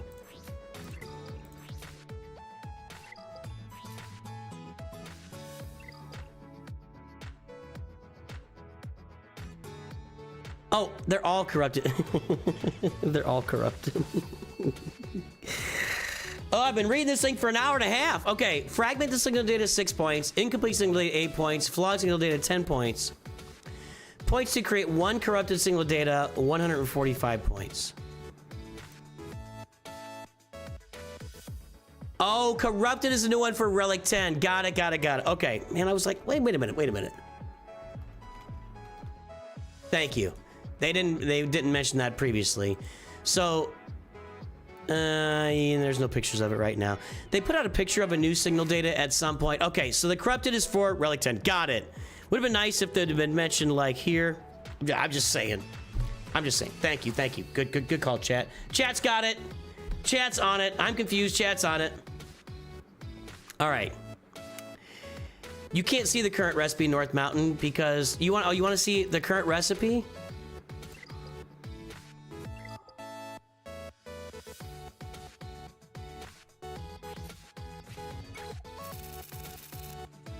Okay,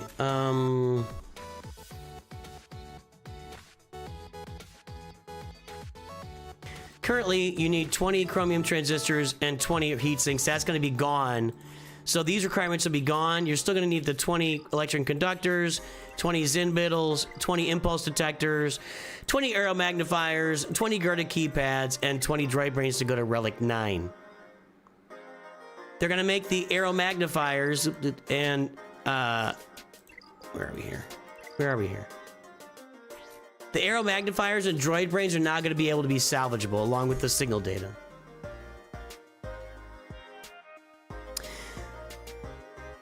Raid shipments are being updated. Oh. Electrum Conductor and Zinbiddle cards are being changed from costing Mark III raid tokens to Mark II. Well, that makes some sense also, because right now you don't spend like here. Yeah. Erodium heat sinks cost Mark II. You don't spend this because you need this for all these Gear 12 finishers. But you're going to need a lot less Gear 12 finishers depending on where you are in the game, right? A free-to-play player is still going to need a bunch of Gear 12 finishers. If you're paying whatever $30 to get your character to Relic or whatever, I don't know, whatever it costs, you're not going to need these Gear 12 finishers anymore, so you'll need somewhere to spend these Mark II currency, and you'll be able to spend it on Electron Conductors and Zinbiddles right here. This will actually be... That actually feels like that is something of a punishment for the free-to-play player. Am I wrong?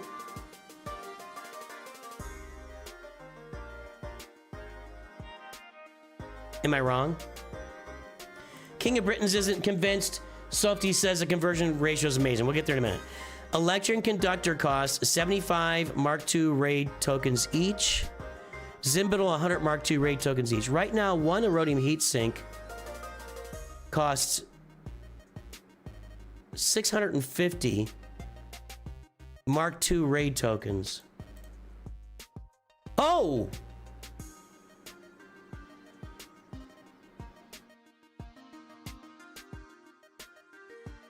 Those are being changed to Mark I. Hold on. Well, now that the entire picture is here, it makes more sense. Okay, it didn't make sense with the initial picture, Shield. It makes sense now.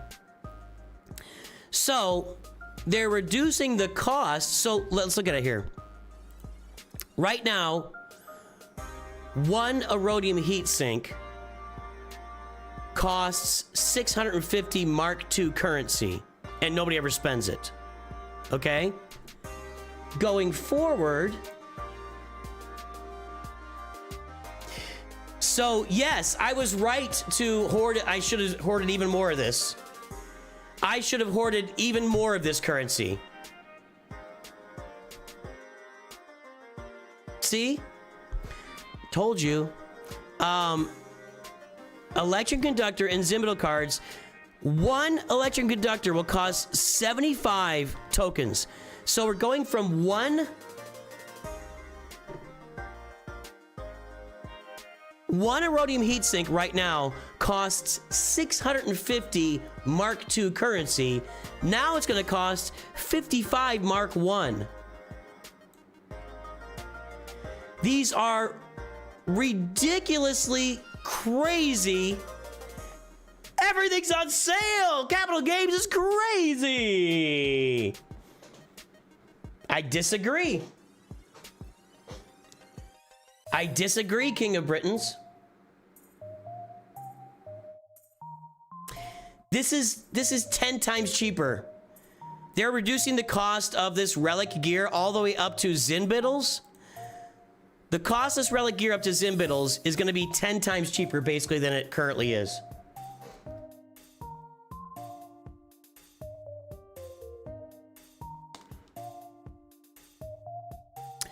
So, I don't think this is an exact 1-to-1, but the cost of Relic 7 just got, I don't know if it's 10 times cheaper, significantly cheaper to get characters to Relic 7. Significantly cheaper. This goes from 650 Mark II currency for one Erodium heatsink all the way down to 55 Mark I raid tokens. By the way, 55 Mark I raid tokens doesn't even get you any character shards in here. Significant economy improvement. Significant economy improvement. I was right about hoarding, and I should have hoarded more of my Mark I currency. Although,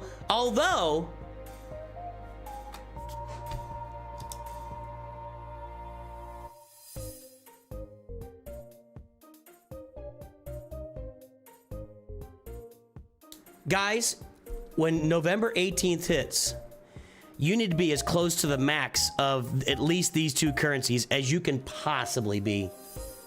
Do not spend this currency right now. Do not spend your Mark I and Mark II raid currency.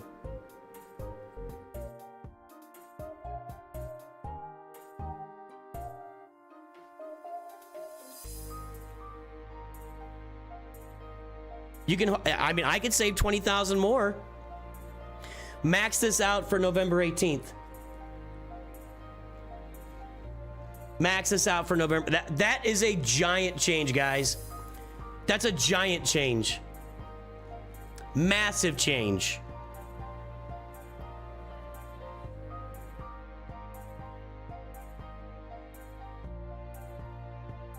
I mean, they said they're going to make it more affordable. That is massive. Wow. Okay.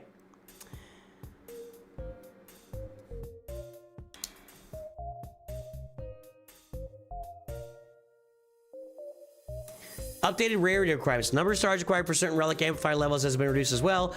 Relic 4 is only 5 stars, reduced from 6. Relic 5, 6 stars, reduced from 7. Relic 6 is now the first relic amplifier level to require 7 stars. Okay. It continues feeding into it. I mean, stuff is changing in a very positive way. Wow. Wow. While we lift the floor of relics for many players, we also want to raise the ceiling with the introduction of Relic 10. Earned from Era shipments, Relic 10 materials will be the most valuable for players competing at the high end of Grand Arena Championships and Territory Wars. Why wouldn't it be valuable anyway? In early rounds of Grand Arena. While new units and content are exciting for our most veteran players, the competition at the top end of our PvP modes is what drives the excitement for many of our top players. True. Increasing the accessibility of Relic 9 means players should feel more comfortable with pushing their competitive squads to higher relics. This is some major context for why Relic Delta is important and how the access of relics is becoming easier. Speaking of which, this would have been a much nicer sentence than the previous. Okay, all right. Relic Delta. Thanks to the efforts of those involved in the recent playtest. I'm not gonna like feign credit here. I did testing that I was in the playtest. I did some testing at the beginning of this when the numbers were crazy, and I said, you can't do this. I am soloing Galactic Legends with Admiral Radis right now. So, because any character that had a big AoE was just at Relic 9 was smoking like Relic 5 and 6 teams, like just smoking them. Just, yeah, anyway, all right. They did mention TW. Thanks to efforts, we have finalized the values for Relic Delta as shown. And because you guys all gave a bunch of feedback too. This system will not be active in Conquest during the Stranger arc. That means 2 more months. So November. So you're not going to see Relic Delta in Conquest until January. And the problem was that if they put the damage modifiers in there, it's going to reward people with big rosters and it's going to punish people who are just entering Conquest. They're going to take a beating. So that's, you know, that's why they're waiting on it. They got to figure out how to balance that. For the Conquest arc after the Stranger, we're working on changes to improve quality of life and ease pain points so that the Relic Delta's effect on the Conquest experience is purely positive. Good. Okay, so here are the numbers. Attacker Delta minus Defender Relic, outgoing damage. If there's a 5, if you have Relic 9 versus Relic 4, that's a difference of 5. 60% outgoing damage modifier and 150% on defense. So the bigger the relic difference in your characters, 1 relic difference is not that big of a difference. 2 is not even that major. It starts to stack at 3. So if I'm at relic 9 and you're at relic 6, so that means relic 7 to 9, it's a difference. It starts to stack up at relic at 3, at 4, and at 5. Yeah, so if I've got my relic 10 and you're coming at me at relic 5, it's over before it starts. And I don't even know if the team compositions will matter much. Like, at this difference, I feel like I could take Imperial Troopers in at Relic 10 and maybe handle a Galactic Legend. I don't know, maybe not. Maybe not. Because the Galactic Legend is not going to be at Relic 5.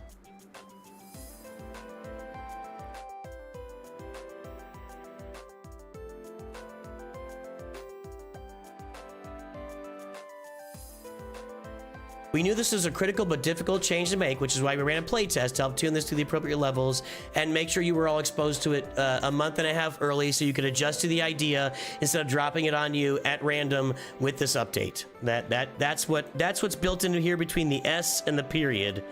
So between the S and the period, that's what's happening with Relic Delta.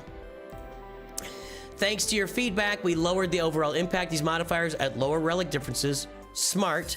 And reduce their power at the top. Even now, the numbers above are something we will monitor closely to ensure there's a robust meta based on squad synergy and strategy that respects God dang, that respects players' ability to theory craft and push squads to their limits. If you want to know more about Relic Delta and our intentions for its impact, check out our design fireside. I would recommend not reading that. Just read what you just read here. I'd recommend not reading that. That was a lot of words and not a lot said in there, in my opinion. Just read it here. Episode track updates. This release also contains a number of changes to the episode track. For those not in the know, this is the episode track. With the release of Era levels, a variety of Era materials will be added to the episode track. The Pass and Pass Plus will contain even more Era materials to accelerate your marquee upgrades and help you climb the Coliseum leaderboards. If they really actually upgrade the Pass Plus, right now all the Pass Plus does is accelerate you like 20 episodes in. It doesn't really add anything. So if they actually add something to the Pass Plus, more people will buy it. Additionally, Relic 1 to 5 materials and Tier 1 to 3 signal data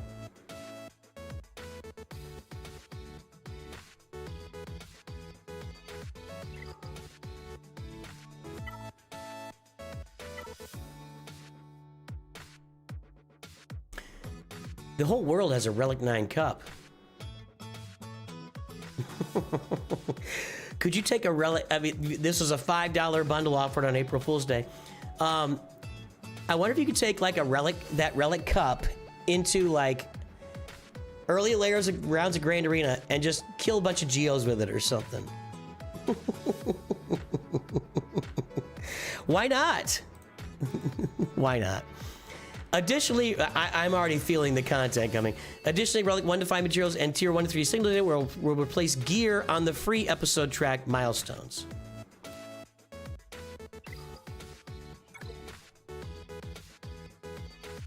So any gear here will be replaced by Relic gear. I don't know if that's considered gear or not. Probably is.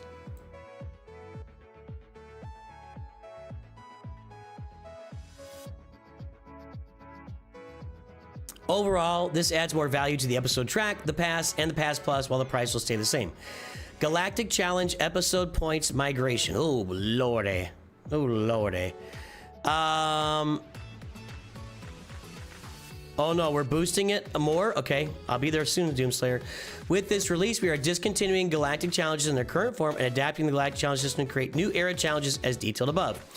Episode points awarded from these feats have been fully distributed across episode quests.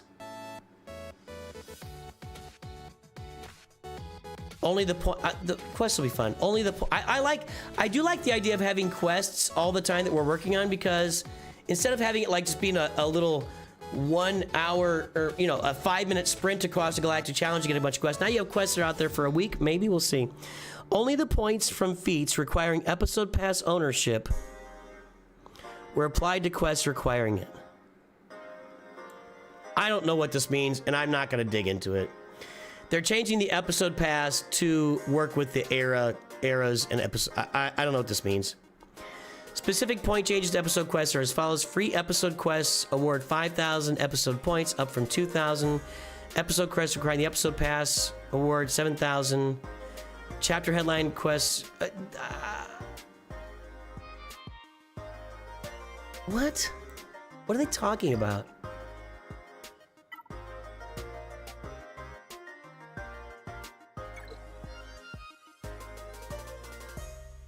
I don't know what they're I literally have no idea what this is talking about. What's this talking about?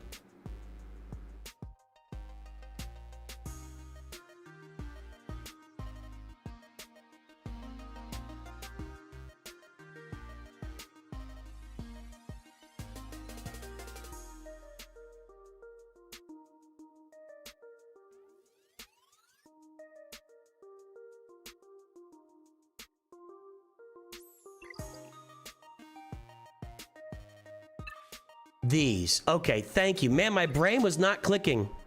Got it. Got it. Episode quest. Holy cow. My brain was not clicking. I don't know why. I just couldn't get it. Okay. So these are going to reward more. Is that right? Or not those. Not those. Well, maybe these. And then these will reward more? See, I don't have any to look at. Okay. Man, my brain was not clicking there. Sorry about that. So the free ones will go up to 5,000 episode points. Episode quest, creating episode pass reward. Okay, and chapter headline. Okay, so that's the characters, stars, and everything. Chapter headline quests. Okay, so that's when you get them all done, the triangle. Okay, I got it. Man. What's wrong with my brain there? So they're increasing the episode points. We'll leave that one as that could be better. We'll have to see how it works out with the currency. It sounds better.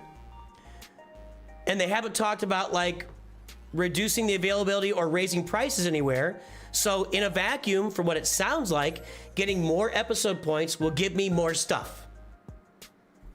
That's what it sounds like. There's also a new daily quest for playing in the Coliseum, making 8 total. Individual daily quests are starting to add a play the Coliseum as, okay, got it. Individual daily request rewards have changed as follows. Daily quest rewards 300 reduced from 350. There's your, okay. I'm completing all rewards 600 increase from 1,500 and overall increase of 50 episode points per day. Well, I mean, okay. Lightspeed tokens. Future Lightspeed tokens will have tiers updated to better match current character power levels. These consumables still instantly upgrade characters, but now grant higher gear and relic tiers. Note that this does not affect any existing Lightspeed tokens. Guys, the entire game is changing. The entire game is changing. Oh man, I got to really, somebody said the whole free-to-play is changing. No, I have to look at that. All right, updated tiers. Tier 1, Carbonite, level 85. Okay. I've just been buying whatever I can. I'm not really, I haven't paid close attention to these, to be honest. I just get whatever the best is available to me at the time. All other upgrades granted by each Lightspeed token remain the same. The anniversary era. For our 10th anniversary, we wanted to do something special with our marquee characters. We looked at characters that were in the game in our original launch back in 2015 and paid homage to them with new characters that have a modern place in the Star Wars Galaxy Heroes meta. The ones we chose all focus on either lifting squads that we feel could use a little help in certain areas or building entirely new squads out of currently homeless characters. So Ugnaugh's gonna have a home?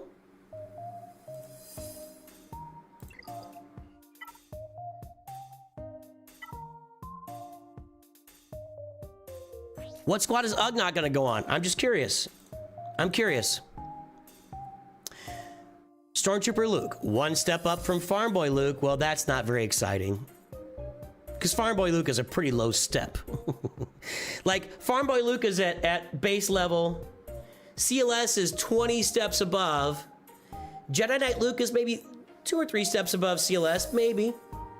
Jedi Master Luke drops back another step off Jedi Knight Luke.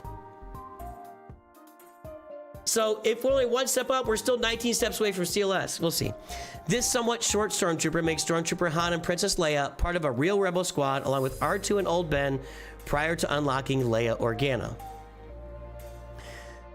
I just said this the other day. I literally included Stormtrooper Han and Princess Leia as characters that need to get a rework, and I said in the video, actually that was yesterday, in the video that they will probably release new characters instead. They don't rework, they usually release new characters that lift them. So we're gonna have a Rebel squad early on, and R2 I mentioned in that video never gets used until you get Leia Organa. He doesn't get used in the game. Okay. IG-90. Counting up from IG-86 and IG-8, we get IG-90. A notorious bounty hunter provides Dr. Aphra and her squad with a much-needed tank. Nobody uses Dr. Aphra unless there's a Datacron out. I haven't even unlocked her. Now I may need to unlock Dr. Aphra. Yoda and Chewie. Take Clone Wars Chewbacca, add 1 Jedi Master, and bake into a powerful addition to Tarful's Wookiee squad. Wookiees become viable again, maybe. I mentioned that yesterday. Asajj Ventress, Dark Disciple. As a bounty hunter, okay, it is Bounty Hunter Asajj. As a bounty hunter, Asajj Ventress looked for a place to belong as she made her way through the galaxy, much like the Scion whose squad she'll join. Oh, she's a Boba Fett Scion of Django lifter. He needs it bad. Bad. Inquisitor Barriss. As Barriss Ophi falls from grace, she will be part of a strong Inquisitorial squad in 3v3, as well as a potential underlying force user for Seer Juna to take under her wing. Double thumbs up. We do need to build out more Inquisitors to build more teams there, for sure. Darth Vader Duel's End. As a stranger steals away Vader's apprentice from Legend. Wait, what? This makes me feel the stranger, but it's a stranger. Okay. As a stranger steals away Vader's apprentice from Legend. What does that mean? They didn't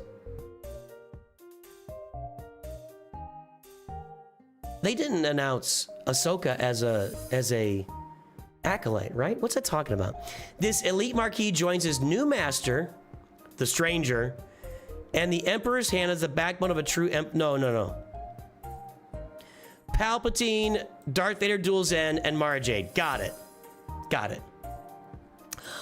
Star Killer, Vader's apprentice Star Killer. Okay. Thank you. Man, too much reading. Too much reading does what is happening in front of you, boys and girls. Thank you. Star Killer. Got it. And here we go. There's your boy. Actually, I think it's kind of cooler this way. There's your boy. Spider Maul. Anniversary Era Journey. Maul hate fueled. He's all about hate. Rebuilding his broken body from scrap metal in pure rage, the former Sith apprentice Maul will seek out a stranger to give him new purpose and lead him into battle. So, Acolyte. Important note. The Era Journey event will now begin with the 5th Marquee unit. We know that. This will allow you to unlock the Era Journey Guide at 4 stars. And can get enough shards to get to 5 stars. When the final Era Marquee unit releases, you can then play the last Hero's Journey event and get enough shards for 6 and 7 stars. Like their Era Marquee champions, the Era Journey Guide unit also uses Era levels until the era ends. Anniversary Era Coliseum bosses. So that's, I like this header right here, which indicates to me that every era is going to have new bosses, and I like the sound of that. Dryax, a vicious pair of apex predators from the planet Wayland. Jotaz, a bulky, ferocious brute from the mysterious planet of Zepho. Pirate ATSD, abandoned by the Empire and salvaged by a bloodthirsty crew of pirates. And Zepho Tomb Guardians, an emotionless trio recovered from Zepho's Jedi tombs. 10th anniversary. Man, this is a lot of reading.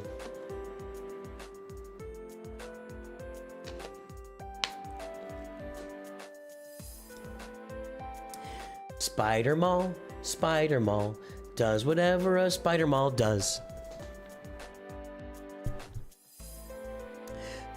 Okay, starting with the release of this title update and continuing over the next 6 months, we are releasing a series of anniversary quest chains that will appear in all players' journey quest logs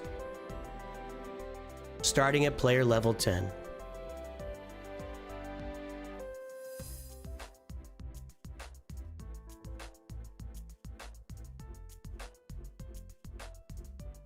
I may have to start a new account in 2 weeks.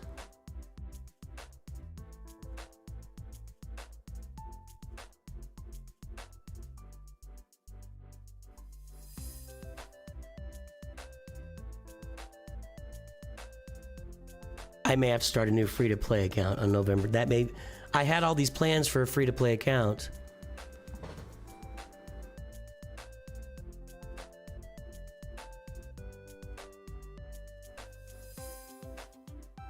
Well, if they would let creators in early, we could,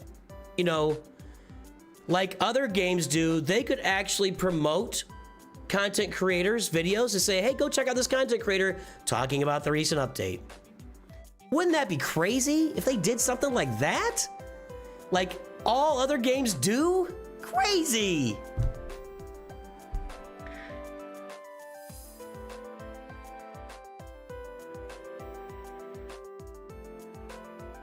These quests will take a little longer to complete than a typical journey quest, but will be especially attractive for brand new or returning players, granting lightspeed tokens to accelerate them through unlocking a number of journey guide characters. That said, all players should see at least some benefit from these quests. They will remain available until November 17th, 2026, at which time I would imagine they'd have to replace it with a bunch of new quests. I mean, why would you like pull it back at that point, right? Unless otherwise specified, lightspeed tokens we're starting. All right, I'm making the announcement right now. The plan was to start a new free-to-play account on January 1st. Go farm Leia Organa. You guys are gonna vote on what I was gonna farm. That's out the window. That's out the window. I will be here the morning of November 18th, and we will launch a new free-to-play account on this channel. I'm going to open a page in Discord right now.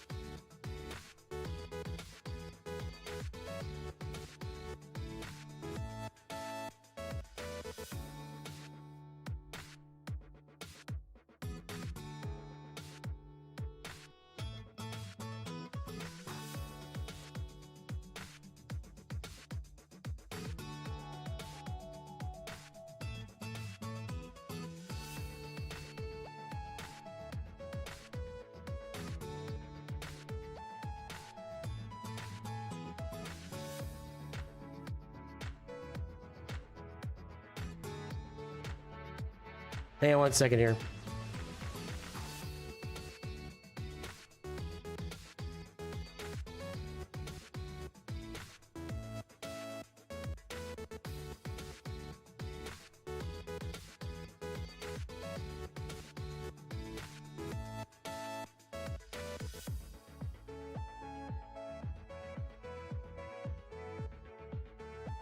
Okay, I'm gonna put this in Discord right now.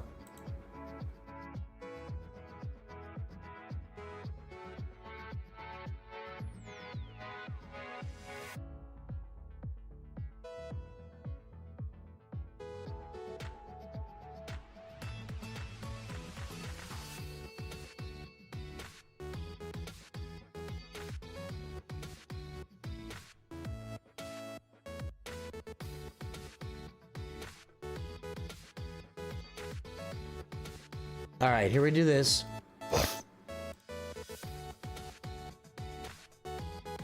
Here's what we're gonna do. I'm gonna create a room.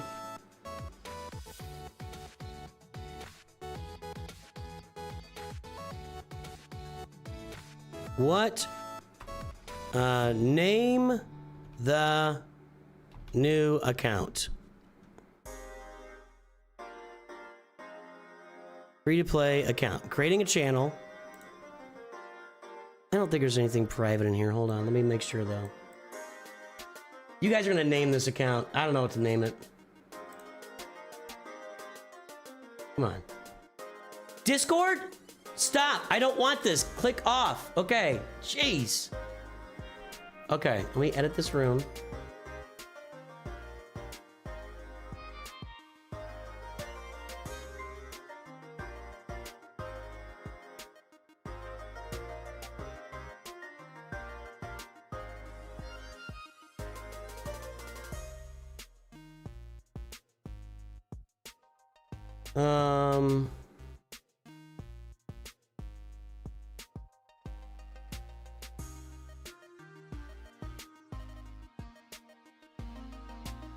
No.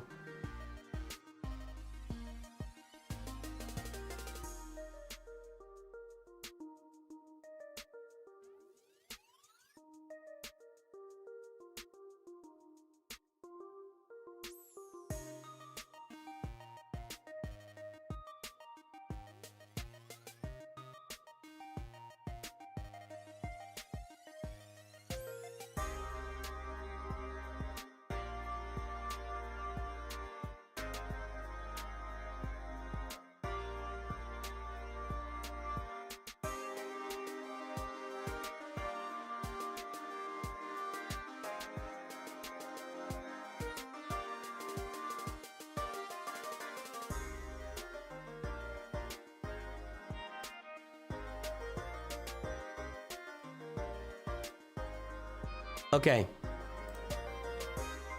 Let's go to announcements here.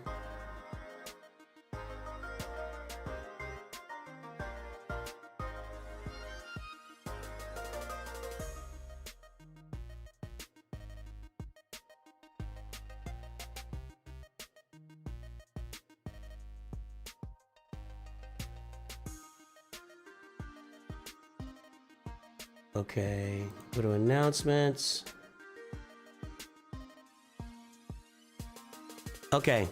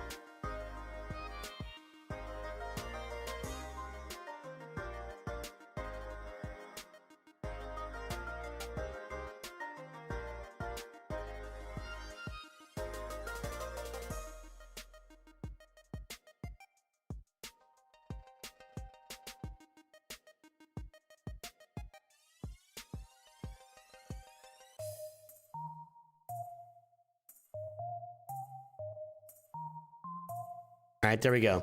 So my Discord is going to be folks voting on this. You're going to be the ones voting. You're going to tell me what to name this. We're starting a new account. We're going to start a make account face. Make account face.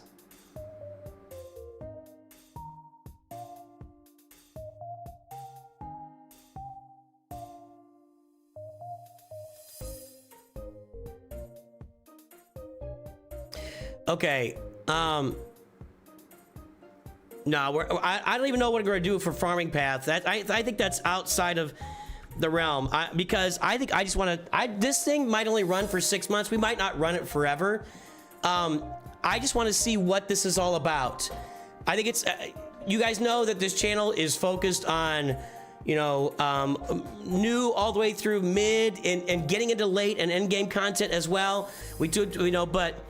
For me to be able to communicate and work with people that are picking up the game, coming back to the game, in the early game and the mid game, I've got to play these accounts. So we're not going to have a specific farming path for this account other than, you know, I'll work toward assault battle stuff. No, we're not retiring. Nuke Super Perfect is my permanent free to, this will be a third account. The idea of this account, and I have been thinking like, I want to test and see if Home 1 is a viable early game fleet. I want to find that out. So we're going to test that as well. Wow. The next couple readings will inform you of the... Oh, let's take a look. Okay. All right. Unless otherwise specified, Lightspeed tokens reward these quest lines upgrade the character to 7 stars and gear 13, relic 0, with all abilities upgraded to maximum level. This includes Zeta upgrades, but not Omicrons. Below are the total rewards granted by each anniversary quest chain. Quest chain 1A, Hera Syndulla, Sabine Wren, Zetas, and Omicrons. Okay, Phoenix so far. Quest chain 1B, Phoenix. So these are going along with the episodes. Quest chain 1C, Captain Rex, and just a Rebel Lightspeed token. And Emperor Palpatine requires completing final quest and chain. Oh, this is so cool. I might carry this account for a year. This will be huge for Nuke 2 Perfect. Oh my god, you guys. I was thinking I would publish the farming guide.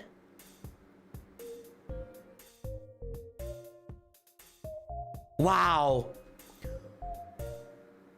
The entire game has been turned on its head.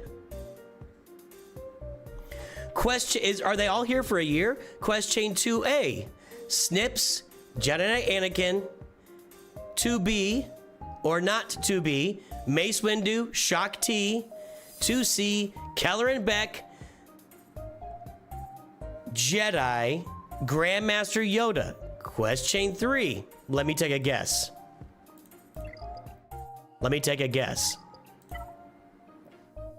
Thrawn, R2, BB-8. I don't know if Cal will be in there. Padme, CLS. That's what I'm guessing here. Let's take a look. So if we look at 2 weeks, 1, 2, 3, 4, 5, 6, 7, 8, 9, 10, 11, 12, 13, 14, 15, 16, 17, 18, 19, 20, 25, and 26 times 2 weeks. I mean, you get the idea, right? Oh, I just missed it. We went to Inquisitor already. 8th brother, 9th sister, 5th brother, 7th sister, 2nd sister, Empire. 4A, Princess Leia, Luke Skywalker. That's a little bit late. You're making me wait for CLS until February? We're gonna play this for a year.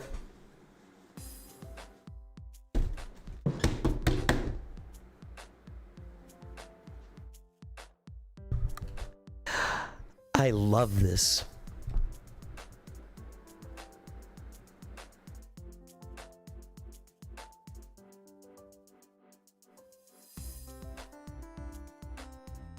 I love this.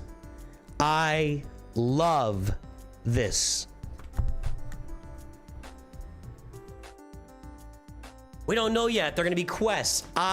You missed one of the Inquisitors.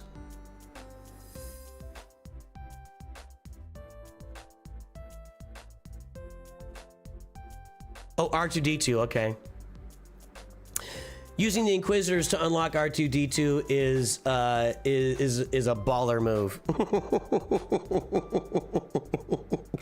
Unlocking R2-D2 with Inquisitors is a straight baller move. Yeah, so our new account is just gonna follow this.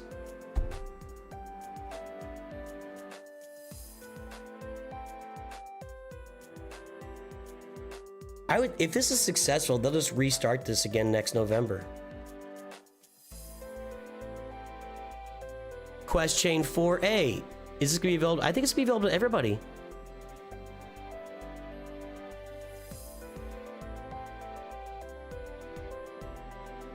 All players' journey logs starting at player level 10. All.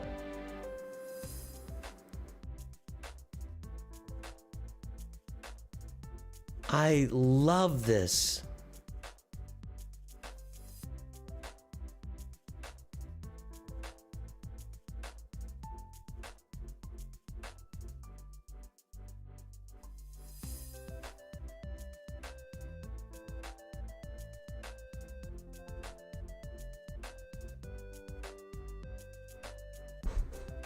My wife says I get weepy a lot. I was very concerned about free-to-play. You know, with the way the game is now and it's advancing, we leave free-to-play players in the dust a lot. We were talking about it earlier. King of Britons was maybe a little bit beyond what you guys are, like you're gonna leave us behind. We're gonna have to go get old player. It's all relieved. Yeah, you can get Grand Inquisitor before CLS.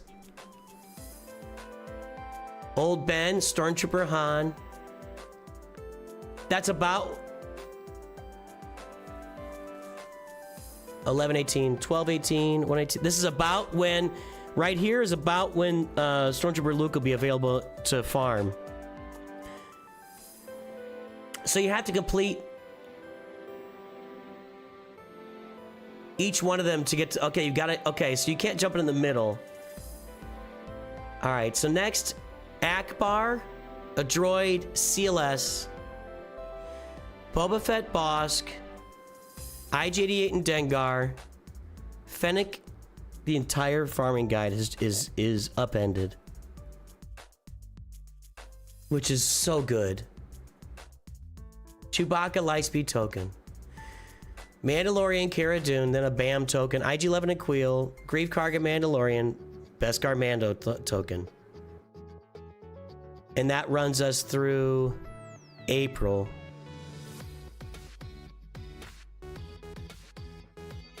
That's just 6 months, right? I love this so much. I love this so much.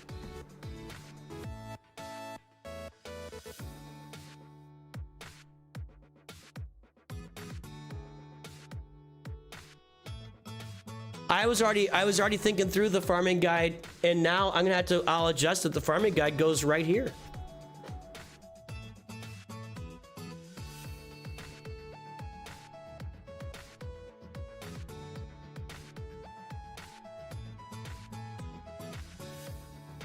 What do you mean you can also farm Bo-Katan Mandalore? Pillars of Seasonality. Star Wars Galaxy Heroes has evolved so much over the last 10 years. As we look to the future of the game, we wanted to build an ecosystem where all players can enjoy the latest content together. We established a few pillars for this ecosystem, eventually called Eras, Seasonality, around which all of our design decisions were based and where we looked for guidance whenever an issue popped up.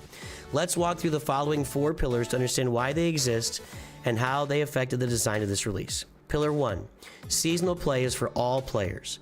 Whether players have been playing for 10 days or 10 years, we want everyone to play with the newest marquee characters together. The first step to getting all players to experience newest content was to put all players on the same footing at the start of an era. One option was to simply grant everyone the units for each event tier, but borrowing units doesn't allow players to upgrade units in a unique way or support theory crafting. Just using borrowed units for an era fundamentally didn't feel like a fun or compelling way to grow a roster. This led to the creation of a new progression system called Era Level. Now everyone would start from the same place each era when playing with new marquee units, and players could invest as they wanted. Great, but now we had some questions. How would these era units interact with existing rosters? If it's not the highest relic level, how can players get that unit to state of competitive viability? What constitutes game-wide competitive viability when players have a roster full of G7s or R7s? Ensuring these units felt competitive for all types of players in existing modes, regardless of where they're going on their journey, was impossible. What was viable for one player in Grand Arena, for example, was completely useless or overpowered for another. We could have picked an average spot that would have had these units be competitively viable for most players, but we'd be leaving someone out and it would violate our pillar of seasonal plays for all players. Additionally, having these units live side by side also creates an in-game communication issue where the unit could exist in two very different states based on which mode you use them in. That's true. We had a choice. Allow players to use characters at a level that may or may not be competitively viable, which could mean the unit is usable by some and unusable by others. Isolate seasonal play so that all players could use the new units and modes specifically designed to accommodate the new progression system. We chose to isolate. We believe it's a cleaner solution that results in a better player experience across the board and lets everyone enjoy the newest content together. Pillar 2, focus on the fun. How many times on this channel have I just said, this is a game, it has to be fun? You do a weird farming path, are you having fun? We go through 10 things you need to do to improve your account. The last thing is always, are you having fun? Are you having fun? This is a game. User 1234 is on the mod squad and he's in chat. Good to see you, sir.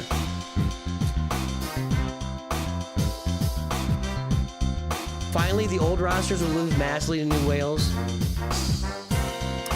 One of our main pillars with introducing seasonality was to create an experience for all types of players that focused on doing what, I think Dirk Enda was here earlier and I missed him, by focusing on doing what is fun in Galaxy Heroes. Fun means different things to different people, true. But here we are defining this as getting new characters, using them in exciting battles, and experiencing epic Star Wars stories. That is a great definition of fun. This distills not only what makes character collecting games exciting, but also why Star Wars Galaxy Heroes is a game we have loved for years. You get confused. The mod squad is our highest tier of membership, Sensuna. We have folks that are paying a good amount of money to support the channel, and then I help them to work on their mods on a monthly basis. That's what the mod squad is. Or just spend some time reviewing their account. They basically get an hour isolated with me every month to work on their mods or talk about their account or whatever they want to do. And or they just support the channel because they love the channel that much. So how do we do that? In our early game, players see rapid advancement in gear levels and a matching pace of progression through early content. It's fun watching multiple numbers go up every day, making clear progress toward content goals, and frequently getting stronger. It's natural that as players get to higher investment in content, pacing slows down. This is evident in practically every RPG or game with a leveling curve. It's something to embrace, yet it can sometimes leave us wishing we could experience that rapid progression again. I'm really loving this, you guys. To that end, we wanted new marquee units to be usable in content immediately with rapid and consistent incremental progress. This means marquees need to be relevant at lower power levels and to receive frequent upgrades that can result in direct improvement in gameplay performance. Eras should provide a consistent progression experience to all players. This pillar informs some of the shaping of the Era level system, but its primary impact was on the content landscape. We needed one or more new game modes that could be designed specifically for this new isolated ecosystem, content where players could feel the impact of upgrades while witnessing large accomplishments over the course of an era. Enter the Coliseum. The first of our new seasonal modes. Oh, so next season might be not the Coliseum. Provided opportunities for boss encounters on a rotating schedule so players could, feel the experience of making significant progress on a daily basis. It also gives our designers space to come up with fun and exciting content more frequently while revisiting some of the awesome units we have created in the past, but were only used a handful of times. Now remember Pillar 1, seasonal play is for all players. With this in mind, we aim to keep the Coliseum boss encounters simpler. However, the Coliseum still needs to be a place where veterans and new players alike can experience the fun of mastering a new challenge together. A variety of bosses at the right level of complexity allows theory crafters to have a space to explore nuances while others can enjoy the progression from day to day. In short, we're aiming to bring the whole community together to have fun. Pillar 3, tell a Star Wars story. I've done multiple Masters shoutouts. If you want another one, I will do it. Disturbing is this move by Chancellor Palpatine. I understand. Well, sorry, You're on this Sensuna. council. I love you guys too. but we do not grant. Thanks to all the Masters members, all of our members, guys. You support the channel. We appreciate every single member on this channel, even all the way down to our Padawans. Our Padawans, you can join this channel and support this channel for as $1.99 a month. That's cheaper than the cost of a 2-liter at Walmart. I appreciate all of our supporters, all of our members. You're all wonderful people. Thank you for everything you do for the channel. Thank you, mods, for pointing out that I need to probably say something. The police have joined the channel. Pillar 3, tell a Star Wars story. Our love of Star Wars is what brings us, our love of Star Wars is what brings us together today. Mowage. It's a wonderful universe full of stories we enjoy reading, watching, hearing, and playing. We wanted to make sure that through eras, we were providing deep, immersive stories and rich narrative experiences for players. While the Coliseum provides some narrative elements, we want to do more. The Cantina and the overall game need to evolve to better support the Star Wars stories we want to tell. This is arguably our largest update ever. I don't think it's arguable. I'd have to look back through the updates. I don't think it's arguable. This is the largest update ever. And yet it doesn't contain nearly all the stuff we wanted to build for you, our players. PvP modes in the eras. I'm not a witch, I'm your wife. He clearly said the bluff. All right, we have much more in store for eras in the future, and that's where we want to continue to grow this pillar with more story-driven content. Pillar number 4, eras are the most efficient path for player progress. This pillar has been a top priority as we've developed these systems. At every turn, kept asking, how is this helping players grow their roster? Players who play for 10 days have drastically different goals than those who play for 10 years and require very different rewards. All players need to see durable progress from participating in eras. For eras to be the most efficient path for growing your roster, any progress made during an era needs to translate directly into progress after the era ends. It is critical that players did not feel like they lost any progress or their resources were wasted when upgrading characters during an era. This is the reason for several choices, including but not limited to why era levels use unique materials instead of gear relics. Players no longer have to choose between progressing toward their goals or playing with the newest characters. Right. Lightspeed token rewards and era units conversions. Seasonality provides players with Lightspeed token. That just dots in the wrong place. Lightspeed tokens help them achieve their goals while also growing their roster with the newest era units, all without using their legacy resources. Relic 10 material rewards. For veteran players, eras allows them to power up their existing legacy units to greater heights by competing on era leaderboards to earn Relic 10 materials. Era currency gives players agency over their rewards. Players need to earn relevant rewards for their legacy roster, and era currency and the new shipment tab allow you to earn the resources that are most valuable to you.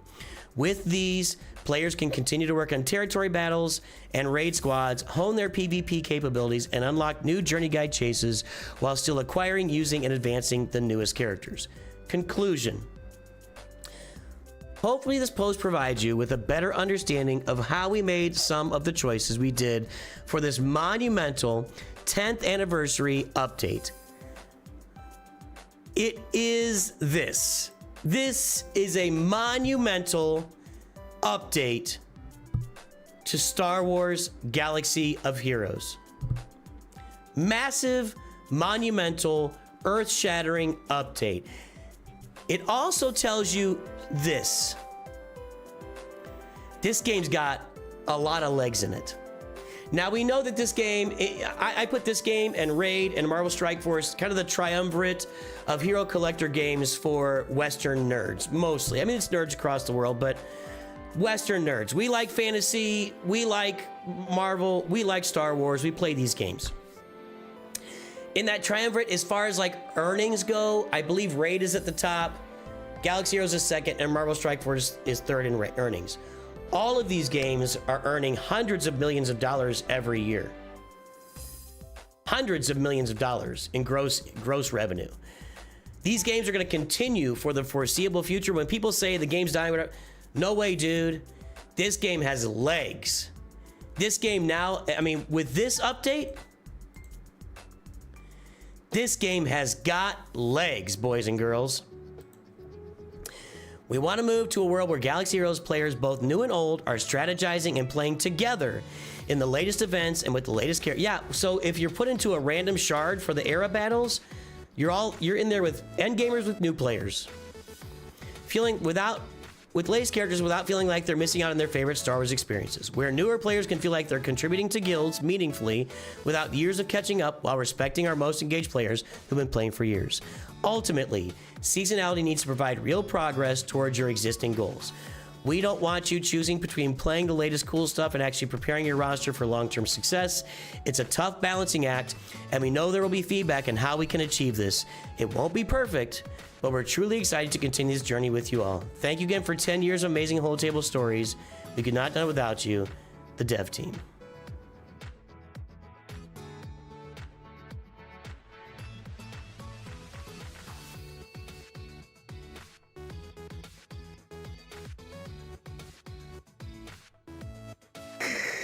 The internet is undefeated. J-Blades 9. There you go. This is it. Man, this might finally be the time to hang up the cleats. It just seems like with the Era stuff, absolutely everything I've spent the past 9 years working towards is toast. And it sure feels like my roster I busted my butt to increase is now being all but negated, making none of it relevant. Manly Vanley, I am rooting for you. I hope you are happy in life. This makes me sad. It makes me sad that this is how you would feel about it. This game will die. If this game is not evolved, and in this case evolved at a rapid pace, which was needed, this game will die. 19 upvotes. You guys are crazy. You guys are crazy.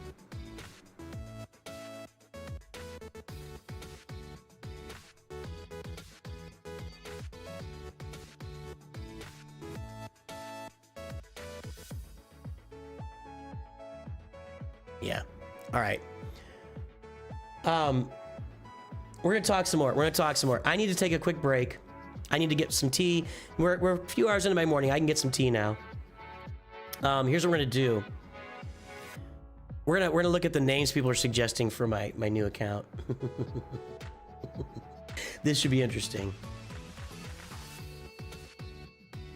All right. Yeah, there's a lot of names suggested. Okay. A lot of names suggested for the new account. All right, so here's what we're gonna do. I'm gonna take a brief little get a drink, take a pee break. While I'm doing that, if you guys have yet to download Raid Shadow Legends, you are missing out. It is a great game, and as I mentioned a lot of times, we're gonna talk more about this, guys. We're gonna keep talking. I'll be back. If you've not downloaded Raid Shadow Legends, you're missing out. It scratches a very different itch from Galaxy Heroes. We just had the Teenage Mutant Ninja Turtles. The event is still going on. It's going to be too late for you to really partake unless you want to get Leo. You can get him. You can use my QR code here on the screen to download the game. There'll be a link in the chat we're going to put out right now. I'll put it out there.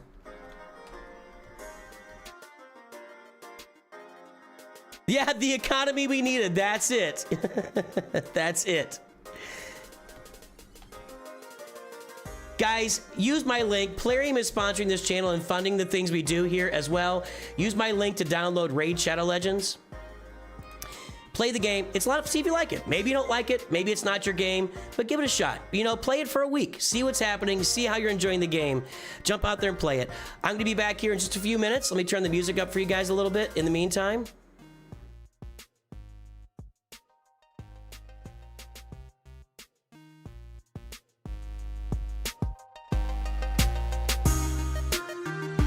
A little much. I'll be back in a minute.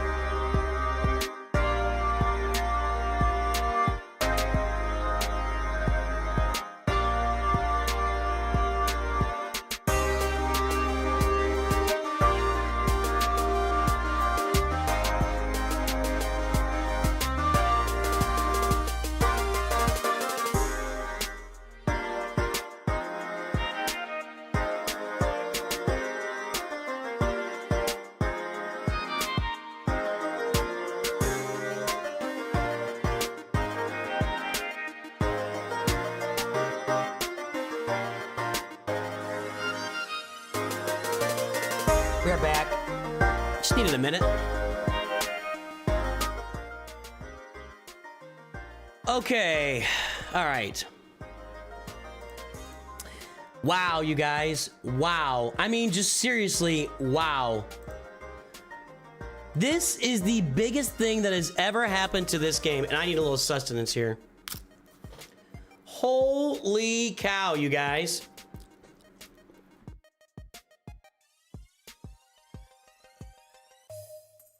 Unbelievable. Unbelievable.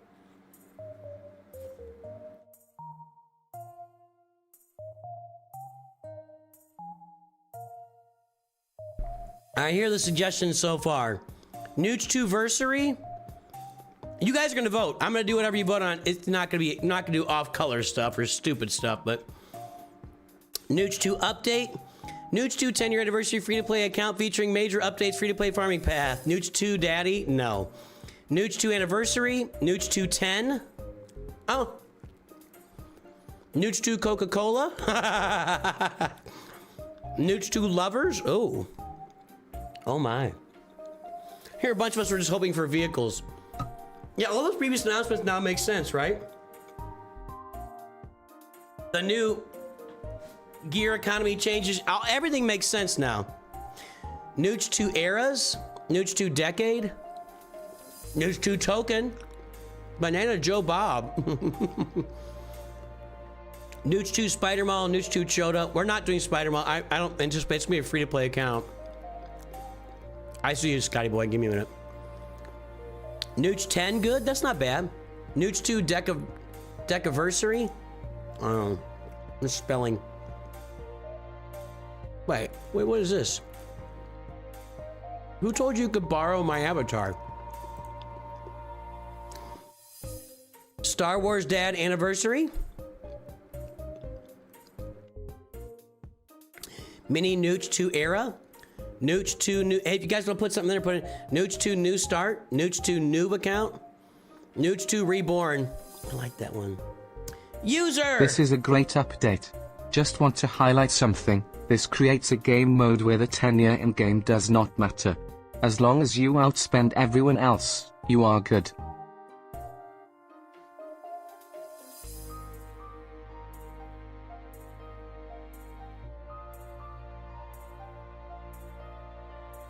What user is saying. let me translate that for the rest of the galaxy.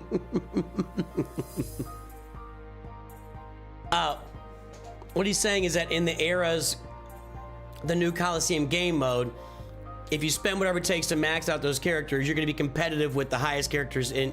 And because right now, users feeling a little bit left out because his mods are so far behind. No matter what he does, you just can't catch your mods up to an end game account overnight. No matter, without spending like, I don't know how much money you'd have to spend to get your mods over, to end game overnight. He's only been playing for, how long have you been playing? 7 months? So he's looking forward to spending and just hammering people. So, all right, Nooch 2 Reborn. Nooch Gunray. A lot of people like that one. That's not horrible. I like that. Nooch 2 Many Years. Baby Nooch. Baby Nooch. Do-do-do-do-do-do. Got it. Delta Nooch. I like that. Nooch Too Much. Nooch Too Farm or Not Too Farm. I like that too. 7 months. The Nooch Side. Loki a banger. What? Low key. Is this how we're spelling low key now? You're lazy. Lowkey. Stop it. Water Malone? What is happening? We just went off the rails. Nooch 2 Eternum. Ooh. Nooch 2 Gladiator. Nooch 2 New. Nooch 10 Good. Nooch Too Many Accounts. That's fair. That's fair.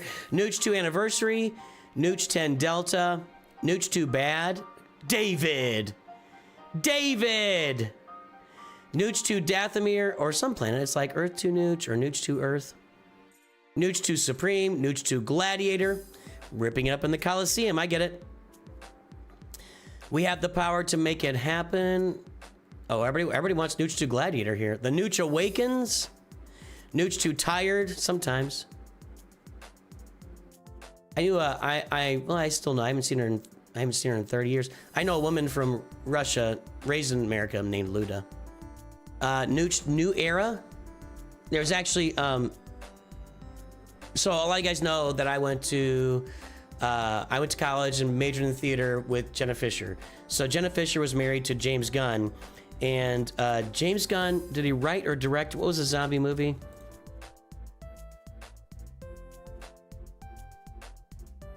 Dawn of the Dead. Okay, so great movie. Great movie. Okay, so James Gunn wrote Dawn of the Dead, and that character actually on the right there, that character on the trailer, that's her. So she's pregnant. I think that's her. She's pregnant, dying. Her name is Luda. Her name is Luda. That character's named after the woman that I went to college with, and we were theater majors. So she's Russian. She's named after that woman. So anyway, I just saw your name Luda, Chuck, and thought of that. Humar, Benny, Nooch New Era, Nooch 2 Era Tour Guide. That's a lot. Nooch 2 Lightspeed. Well, that doesn't. Nooch Wing. Nooch. That's actually. This is what my main account was called for some amount of time. I think. Maybe not. Nooch 2 Nooch 2 Furious, Nooch 2 Legacy, Nooch 2 Dual Zen, Nooch Strikes Back, Return of the Nooch, Nooch 2 Reborn. If the account's fleet is going to start off focused around Home 1, Nooch 2 1 or Nooch 2 Trap. Nooch 2 Trap. 2 Nooch 2 Furious, Nooch 2 Anniversary, Nooch 2 2 Broke. Well, you know. Nooch 2 Delta, Nooch 2 10, Nooch 2 Many, Nooch 2 Dude. I'm the dude. Nooch 2 Glory, Nooch 2 Poor, Gucci Mane. Nooch 2 Bankrupt. Yes. Nooch 2 Many Accounts, got that. Revenge of the Nooch. Nooch is inevitable. Cyber went crazy. Free to Nooch. Nooch zero cash. Nooch no money. Nooch coin save. Nooch on a budget. Free Nooch to play good. Nooch saves credits. Nooch to the future. Loader.home.1. What? That's weird. Nooch 2 10th anniversary. That's no Nooch. That's a space station. Nooch 2 Porkins Lookout.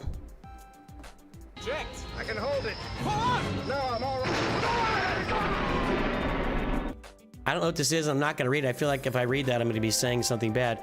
Nooch 2 Viva La Cash. Nooch 2 Party. Nooch 2 Raid Shadow Legends. Nooch 2 New Era. Nooch 2 Delta. Nooch 2 New Republic. Nooch 2 Emperor. Nooch 2 short for a Stormtrooper. That's true. That's a pretty good one. Nooch 22 Troglodytes. Ooh. Nooch 2 Era, Nooch 2 Free to Play, Nooch 2 Bad, New Turner and Nooch. I like that too.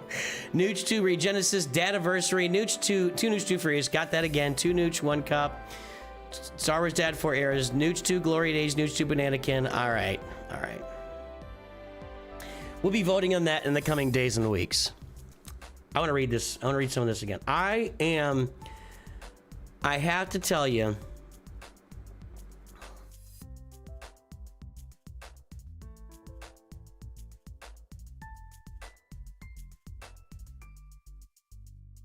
Everything just changed.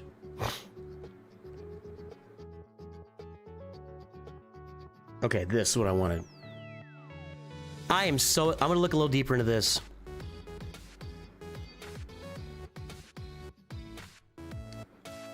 Okay.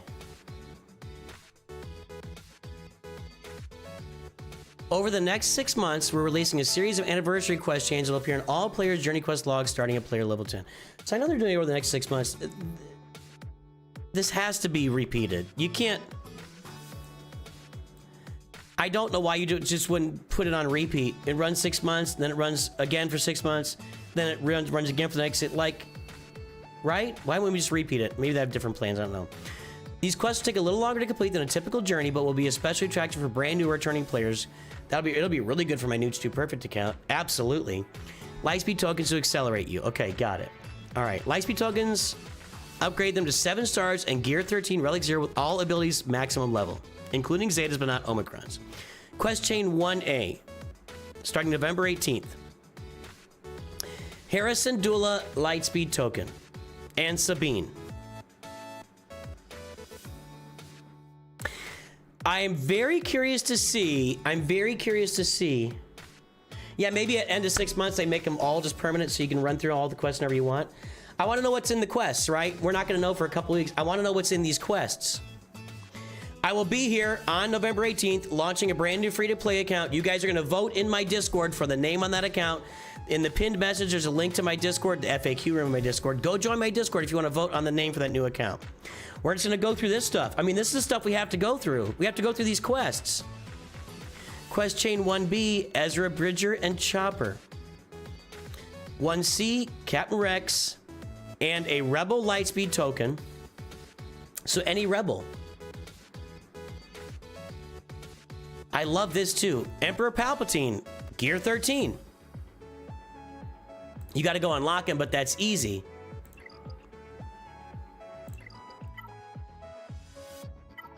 Wow. Wow.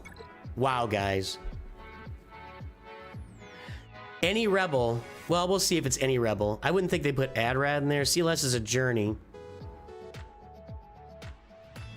Can I do Han Solo? That's kind of a journey too, right? Who would you pick? Who would you pick from any Rebel? Interesting. Let's see who's in it. Kyle Katarn. Oh my God.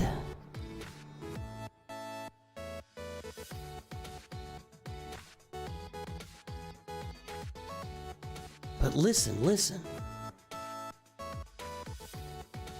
If you're looking at Home 1 as your first farm, you gotta go and farm the Raven's Claw.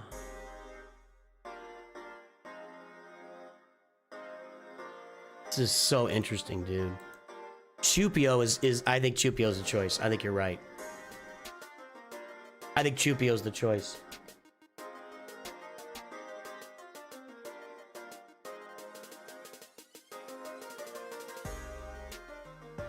I think Chupio or Radis are the two choices you would make.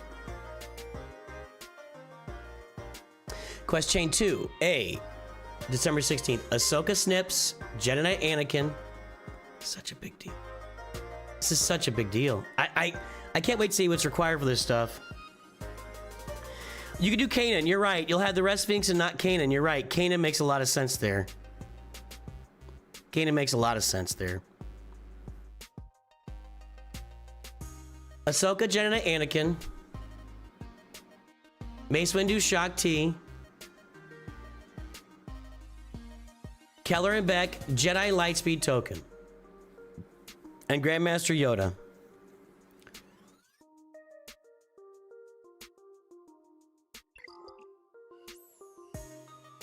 A lot of stuff being sold.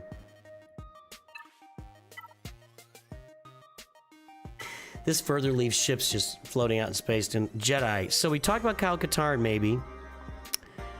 If you've got that hold of the team, though, maybe you're getting Qui-Gon? I don't think these two will be available. Kanan is an easy 7-star and a pretty easy gear. Maybe you farm him alongside and go get Kyle Katarn as your Rebel. I agree with that. I'm probably going to have to wait until this happens to actually publish a 2026 farming guide. I would have already published it by now, normally. I probably got to wait because we need to see what's in this choices for Rebels. We need to know that. Cam would fit here great, but he won't be in there.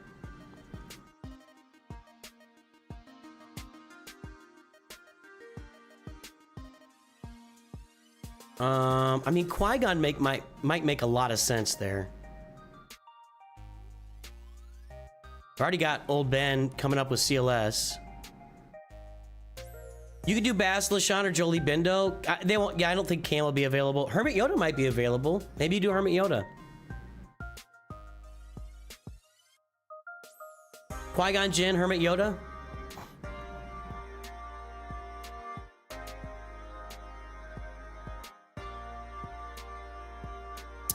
January 13th, 8th brother, 9th sister, 5th brother, 7th sister, 2nd sister. Empire Lightspeed token. Let's talk. Let's talk.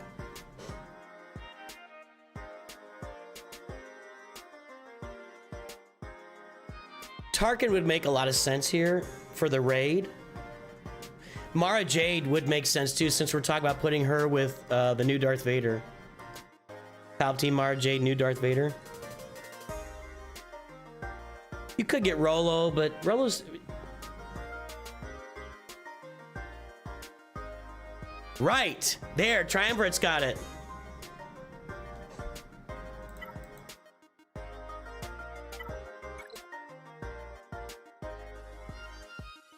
Dash is not a rebel, right? No. Okay.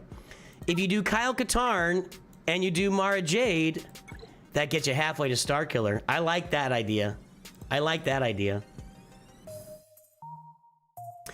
Princess Leia and Luke Skywalker. Old Ben and Stormtrooper Han. Admiral Ak, by the way, you get R2 up here, since you got all the Empire. Admiral Akbar and a droid. And CLS. I think you're right at this point. Absolutely, unequivocally, 3PO and Chewie is what you do here. I don't think there's any... I think this is the spot for 3PO and Chewie, and I don't think anything else applies here. Because they're just giving you all this stuff for CLS. So you're gonna get Chewpio. All right, Boba Fett and Bosk. IG-88 and Dengar. Hello, Executor. Fennec and a Bounty Hunter Lightspeed token. And Chewbacca. Bounty Hunter Lightspeed token. Boba Fett, Bosk, Fennec, IG, and Dengar.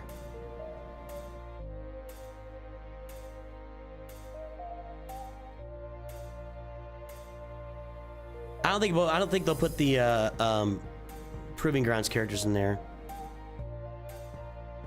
I think you're looking at Mando or Grief here, probably. Maybe Cad Bane, if you're doing the finalizer at that point. I love this so much.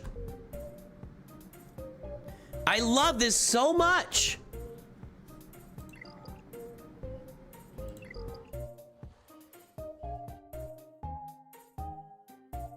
The Mandalorian, Cara Dune, IG-11, and Queel. I mean, maybe you grab... Maybe with this, you grab Grief, because he's not given to you here. No, there's Grief Karga, sorry. Grief... Hold on a second, hold on. The Mandalorian, Cara Dune, IG-11, Queel. Grief Karga, any Mandalorian.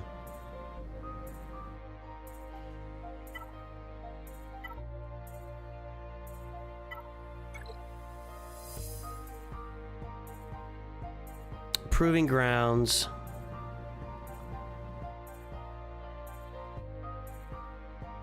I mean, you're looking at... I mean, a Padawan Sabine's available, or maybe you grab IG-12 or Paz Vizsla on your way to Bo-Katan. That one's a little more up in the air. Yeah, Padawan Sabine is really tempting right there.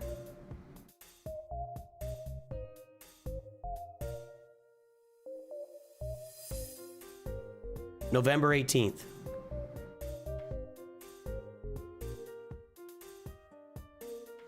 Wow.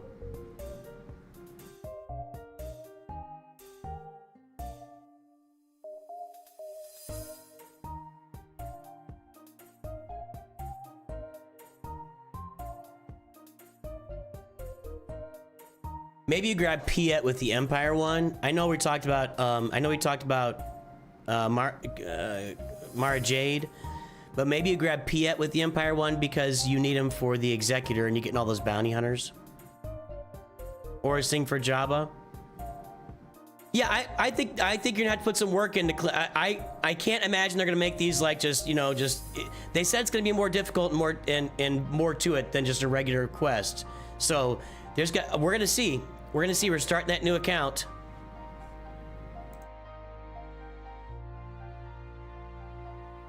Nooch 2 crash. Nooch about to crash out. Nooch 2 questing. Nooch should crash out. Nooch 2 twin dad. Nooch 2 go. Nooch 2 entertain. Are you not entertained? Are you not entertained?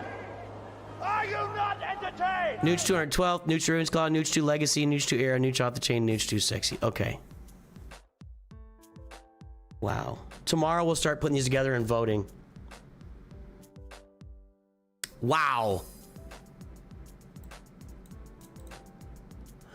This update is off the charts.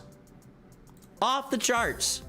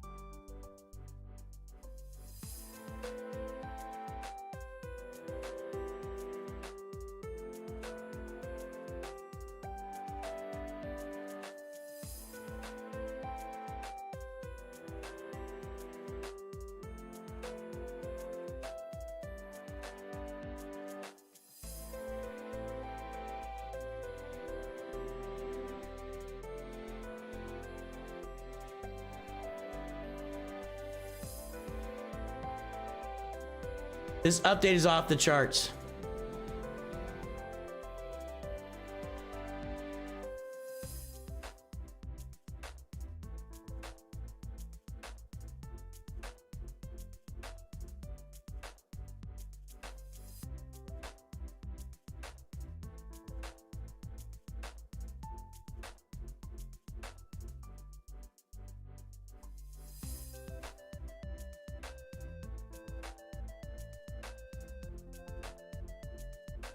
Wow.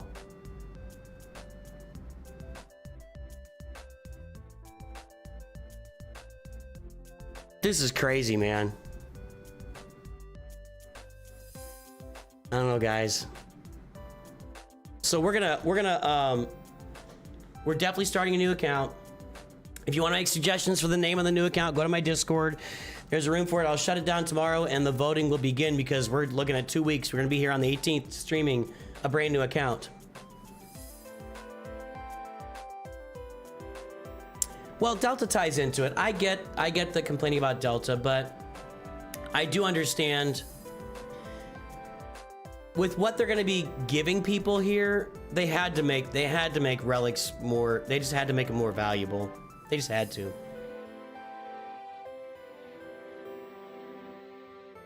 This is probably the biggest and best update I've ever seen in a game. Overhauling the entire game. I mean, you're gonna have new players just rolling in on this, man. Rolling in on this. My free-to-play account that I have right now is a permanent account on the channel. I just want to get in there with a new account and see what it looks like. We may just play it for the 6 months to get through that 6 months and then start something new. We'll see. That actually makes a lot of sense. If we play that new account for 6 months and we do like some home one testing on the side, that would get us right at May 4th. That means... Huh. Near May 4th. Yeah, it'll be a temporary account. I just want to play through some amount of time, and I would like to test Home 1 and its viability as like a first early fleet. I would like to test that with B-Wing. When will B-Wing actually be farmable? Crazy update. Crazy.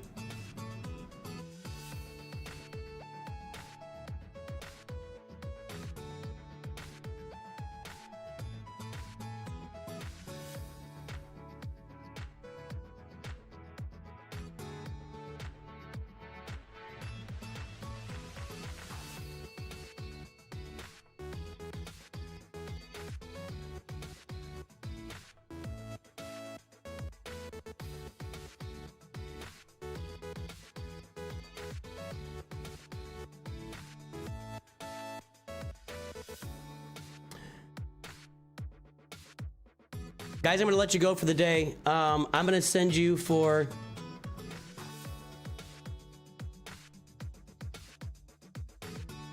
No, I don't think R7's been the base for new players. For late and end gamers, R7 is really important. But I got to Kyber 1 and I didn't do, most of my roster's not upgraded beyond the requirements for the characters. So I got to Kyber 1 without a bunch of R7s. So